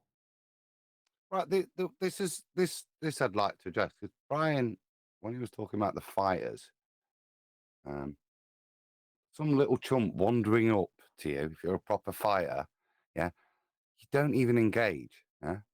If you're a well-skilled, trained fighter, this is the equivalent in the flat Earth. This McKeegan bloke wandering up, he's like some midget little chump throwing punches, and you can hold him off just with your arm. They're a waste of time for a skilled fighter, these guys. Bring on the Mosquito, PhDs. right? Yeah. Don't bring on Rumpus Mark 2s or whatever. Do you know what I mean? They're a waste of time. They're not skilled. They're not worthy of our finely honed fighting talents in this arena. Yeah. They'll get a Yeah, so battering. speaking of that, in regards to the question of why has Joe Rogan never had such and so on, as if Joe Rogan is the vehicle to market saturation. So, for example, the other fighter that I mentioned, who's a prominent, proud-speaking flat earther in his arena, which is the UFC, if he gets a title fight and wins, right, he's going to be on all kinds of circuits speaking, and he's going to talk about the things he likes to talk about. Andrew Tate's a flat earther.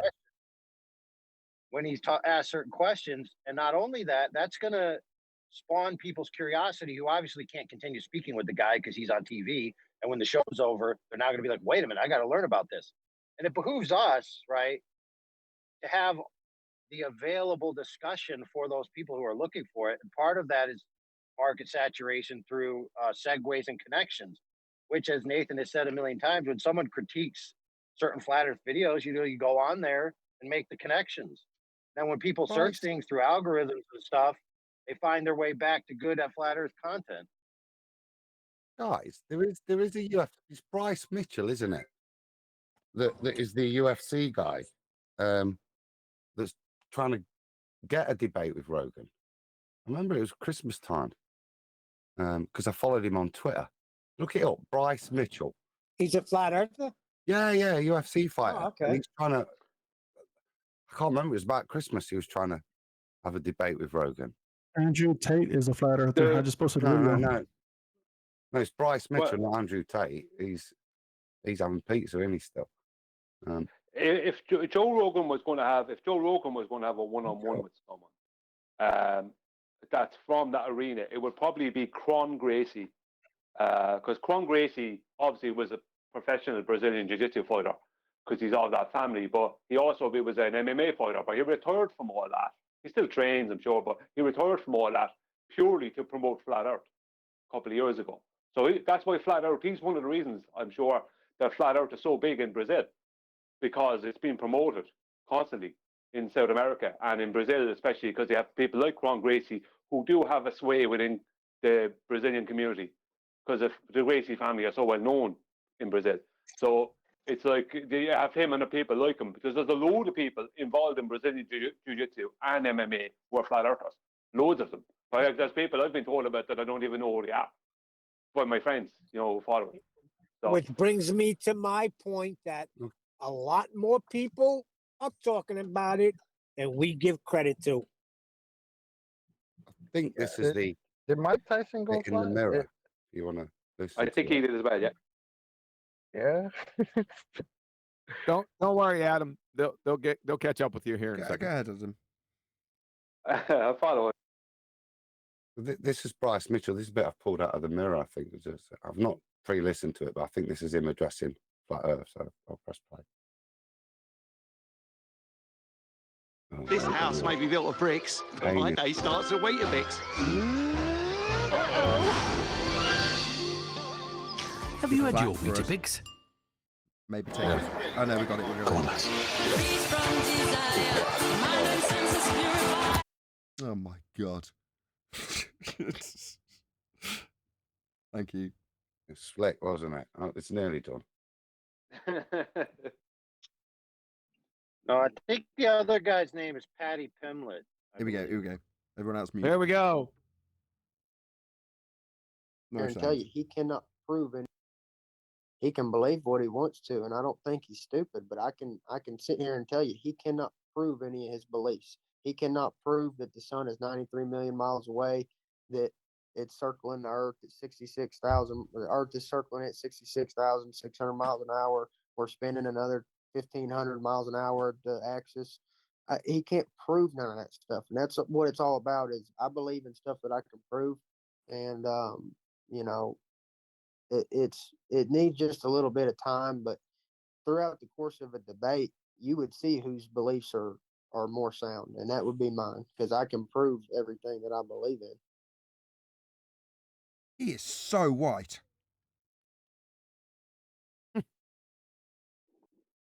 Now, who is that? Right. That's not even the fighter. That's not even the fighter I was speaking about. It's a totally different guy. So there's at least a handful of fighters, right, involved in this topic, right? And some of them actually, like Patty Pimlet is the other guy, I believe. I can't remember his name exactly, but he might actually have a title Paddy shot. the Baddy. And don't forget Tommy. We got Tommy. Tommy who? Tommy Don't Hench. be like that. Tommy Hench. Oh, sorry. He's just Exactly. a straight boxer. He's not MMA. But there's a lot of people who are boxers who are also into it. I'm sorry, Adam. I didn't know we were strictly sticking to MMA. I'll Yeah, have a real comment men. about Mr. Hench. Real men, I Neil. apologise. Yeah. What I find is that it seems to be a lot of people who are dealing with military stuff or athletic stuff seem to find it an easier transition. That's what I found over the years. Simply because they're not stuck in equations. They deal with reality. And I think it's because of that, dealing with reality a bit more, that those people find it easier to accept. You know what I mean? That it's not a globe. Fighters have to another have example. balance, right, Brian? I don't Hold know, on. man. Fighters have to have balance, right? I How got can you another have example, balance similar like that. I just on a gotta- ball? Hold on a sec. I just wanted to disagree with Brian. You're saying what? Because they're dealing with the reality of this sort of fight or flight in the moment fighting with MMA fighters. That Well, means no, that, not just fighting. What I'm then? talking about military as well. I'm talking about just dealing with reality. They're dealing with reality. There is some measure of reality in their life that's greater than most people's. Instruction. If you understand what I mean. Same with the military. The military are always out in reality. There's no fantasies. It is reality. You know what I mean? Every day is a reality day. You're not. You can't sit there looking at diagrams on a screen. That's not Okay. going to be your day. You're dealing with the real world. Okay.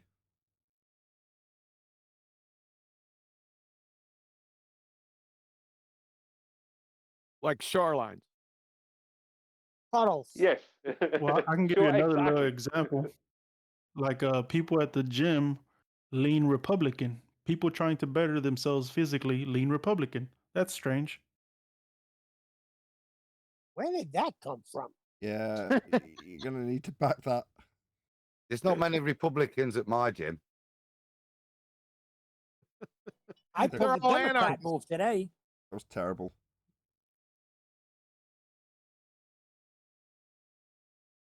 So just the baseless assertion followed by the short pause. Okie dokie. Fair enough. I accept it. No, I at was face thinking. value. I was thinking fighters really because take some balance. especially in boxing. You gotta have balance, right? How can you have balance if you're standing on a ball? The equilibrium's gotta be off, right? Well, no, How can we I'm not really. dance? I'm not going How down can that we road. dance when the earth is turning? Oh God. Dave McKeegan says flat earthers don't know what's up and what's down I like when QE in sings. his new video. Give me some Bad Moon Sorry, Shadow. Neil, what I can you mean not with that interrupt comment? our Dave McKeegan correspondent, Gene? Thank you. Go ahead, Gene. See? Well, that's exactly it, innit? There's a Oh, weedy yeah, little kid just come up to make you a and video. gone, Wait, did he and he- get fired from Oh, TikTok? Everybody's interrupting the Dave McKeegan correspondent. So that quote again is little man, isn't it? Like, he's run up to you, say, "I can beat you up and your mum." Yeah, with that, they don't know what up and down is really. If that's what you bring into the fight, You you can know check that it out. it's It's a not 5-minute making the fight. video. Oh, sorry, I was in the middle of a sentence again. I want to know if he got fired from TikTok. Who cares? No offense, Neil, but nobody cares if Dave McKeegan. there's got plenty of fired from offense. Not TikTok. Dave McKeegan. Come on, keep up with my joke. Gene used to promote TikTok, TikTok, TikTok. Now he's McKeegan. No, Well, I didn't catch up on that. no idea what you're on about.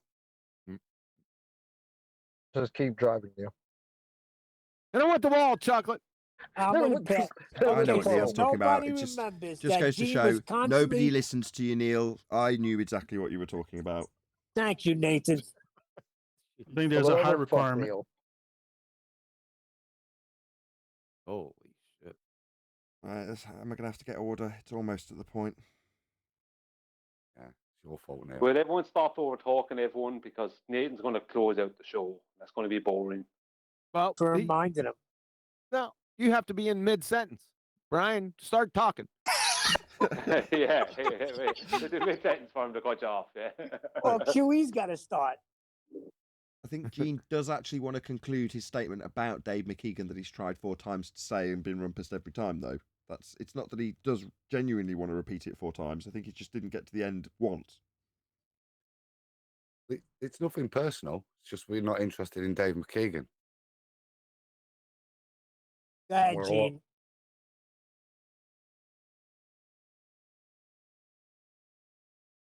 With the encouraging words of how little we're interested in this, Gene, can you tell us?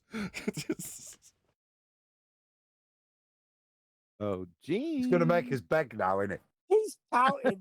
Oh, go on then. We really want to know what We Dave really McKeegan want said to know about what Dave McKeegan said. Honest. Well, Well, just to stop there. I'll are you comment Gene? on the little bit I did here. No, because Gene is not talking. I don't think he's there. But it was what I said there. Sorry, Gene. Who's I didn't Gene? mean to offend you. We all hallucinated the same man.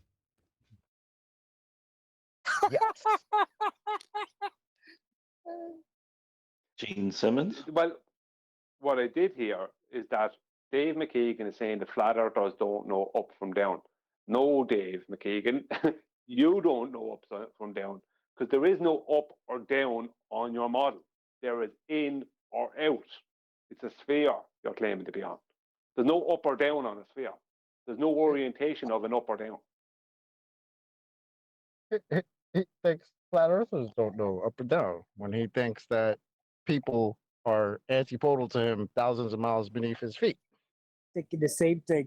Okay, buddy, you go ahead with that.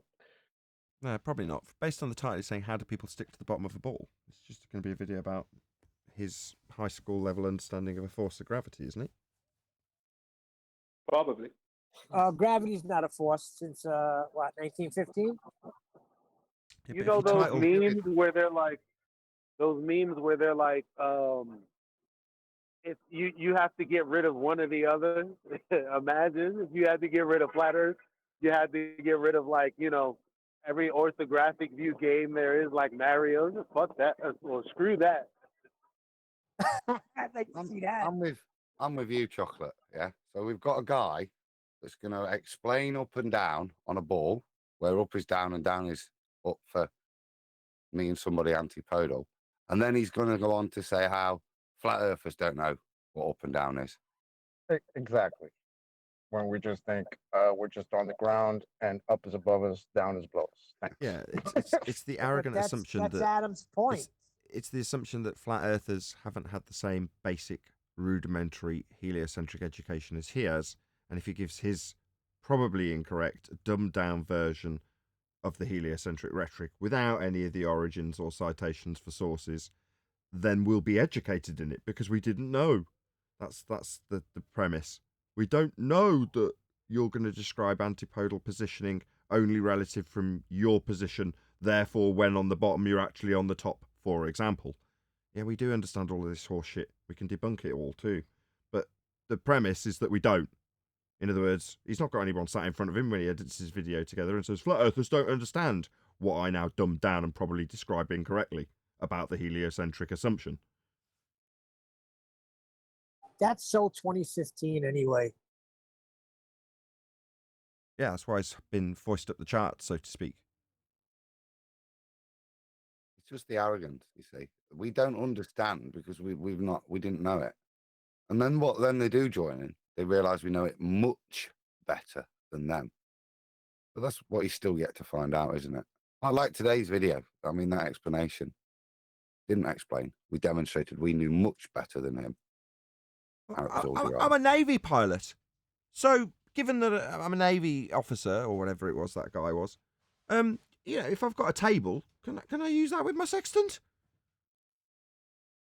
Well, if you want to make a horizon with that table. I'm a boat that's rocking back and forth. Guy, tabletop man. That's exactly right. The arrogance of them. They just assume, well, you're a flat earther, you won't know any of this stuff. But that's what they do, because I remember my nephew asking me if anybody on the show I'm on has a college degree or anything like that. And I had to break down almost everybody on the panel, but their assumption is that we're all just a bunch of dumbasses. No one else does it. Oh, my 6-year-old does it. She'll watch something on her iPad that alludes to a heliocentric factoid. And then, because she earwigs the show, obviously she's on the other side of the door. I don't know whether she's listening or what bit she's listening to. But we'll be travelling to, I don't know, some class somewhere. And out of nowhere, she'll pose something to me like I've never heard it before. She'll pose something about orbital motion, for instance. And she'll phrase it in a way like, didn't you realise that this occurs? Like, what? But yeah, they basically are of the assumption that we are completely oblivious to the thing that they've got a vague idea about. Yeah, they do that all the time. And we have the new wave. Like Dave McKeegan is kind of like, you're right to call him the Simon Dan up to a point of the new wave, because he's not as, I don't think he's as sharp as Simon Dan, but he is kind of the same kind of thing. And this new wave are just coming at us with a load of arguments that they got off the old wave of borders that we destroyed. So it's kind of a wear down tactic. That's what I found in very recent times. They have a lot of these new people who are coming at me with pendulums and all this other rubbish that was debunked years ago. And it's all a rehashing. Yeah, it's by a Dan. respawning of a whole Those group people of coming to you, as it ties in beautifully, with the pendulums. What, like utilisation of 2 reference frames? Like Earth turning underneath the pendulum with a drift calculable at 15 degrees an hour. That's 2 reference frames, right? Quote, Simon Dan. Uh-oh. You and your reference frames have been ruined. Puts a picture of man jumping up and down on trampoline, not drifting at 15 degrees an hour. Right? That's Simon Dan on his very first proactive interaction with myself via Twitter. He contacts me to tell me that I don't have any reference frames. I'm a flat earther, I don't claim them. My reference frames are ruined. You and your reference frames are ruined, end quote. So, based on past experience, the reason I'm bringing this up, not that it just parallels with what Brian's just said, literally with the pendulum example, but because someone like Dave McKeegan will ultimately do the exact same thing. He will get a bit confident with his lack of interaction with actual flat earthers and an overabundance of people affirming what he has as a bias in his comment section, and he will step up to the fray and get knocked the fuck out by one of us. That's what'll happen. No swearing. That Yeah, was I such a reckon he'll globe write it. fail that it's beyond comprehension that he would make that such a globe fail. Say the reference reigns ruin the ones that you claim, idiot. Are you serious, man? These people Does are he? nuts. Does he even realize now, Chocolate, or he still doesn't even Probably realize his own not. stupidity? I don't know. I don't watch or listen to that guy. This is the point, though, isn't it? They're coming in to well-trained fighters, and all they've been schooled in is ball jitsu, the art of deflecting your opponent's shot with your head. Yep. What is that? The ball jitsu? Who coined that phrase? John, right? Yeah, John. That was me. Was it you? Stole it from Brian. No, but I stole it off a different version. We had something else. Somebody said it first. Ball foo. It was John. Ball foo. Yeah. Ball foo. It was yeah. John. Keto. Yeah, we had a little round of that, didn't we? But basically, smacking yourself in the face with your own argument is what originally got described as ball foo by John, and then that got turned into ball jitsu or whatever is now being argued about the origin. But ultimately, it was Brian that first came up with it. It's, as Neil just said. Arwen whispered it to him. I believe he divined the thoughts of Arwen to get it. Yeah. Arwen robs my thoughts. Exactly. Who came up with globiolis? I know that was Brian originally. No, that was Nathan. Look, just because you name something doesn't mean you invented it, right? The level of, I mean, it's an ancient art, you know, and it takes great skill to block your opponent's punches with your face. Called Rocky Balboa.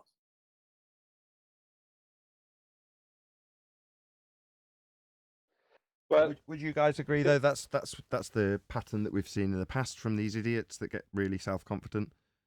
Eventually, the 100,000 views that every single video decrying flat Earth gets goes to the red, and then they feel that, well, look how much consensus I have behind me. How could I possibly put a foot wrong? I will step into this arena and emerge victorious. And they never do. That blanket is comfy, man. That's how they sleep at night. Comfy Like a blanket. giant, Yeah, because giant quilt of consensus.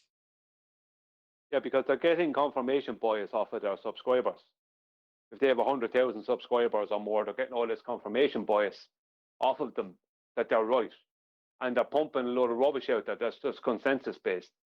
And they don't really realize what they're saying when they come in for a debate with a flat earther, that if they haven't been having debates with flat earthers.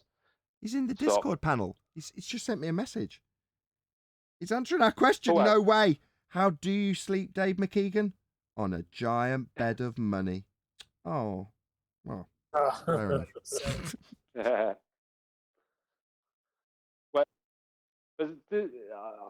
Well, what I see is what's happening at the moment is this second wave of ballers. We lost a lot of flat earthers off of YouTube. Not that they stopped being flat earthers or stopped knowing the earth is flat. It's that during the times of COVID, they kept talking about things they weren't supposed to be talking about, and they got loads of their channels taken away. So the amount of flat earthers on YouTube has really thinned out. Now, there's a lot of flat earthers on TikTok, but it's but a lot of it is the feast of nonsense. But the thing about it is that you have this wave of ballers, second wave, I call it, coming along now. And there isn't the amount of flat earthers to counteract them like there once was. And I know this from my own comment sections. There might be only a couple of flat earthers make a comment, and the rest are I could have 1,000 or more comments, and the rest are all from ballers. So it's like it's not all stock accounts. There is new ballers coming along with old arguments that they think are actually a gotcha. They don't know any better. And what such. And with that, I'm going to say another huge, massive, enormous thank you to both Discord and G+ panels for making today's after show possible. And of course, a massive thank you to all of you in either Nathan Oakley 1980 or Nathan Oakley Premiering streams. Hopefully smashing the super chat, liking, commenting, sharing, subscribing, hitting up my GoFundMe campaign, and all that good stuff. I've been Nathan Oakley, and I will see you all in the next video.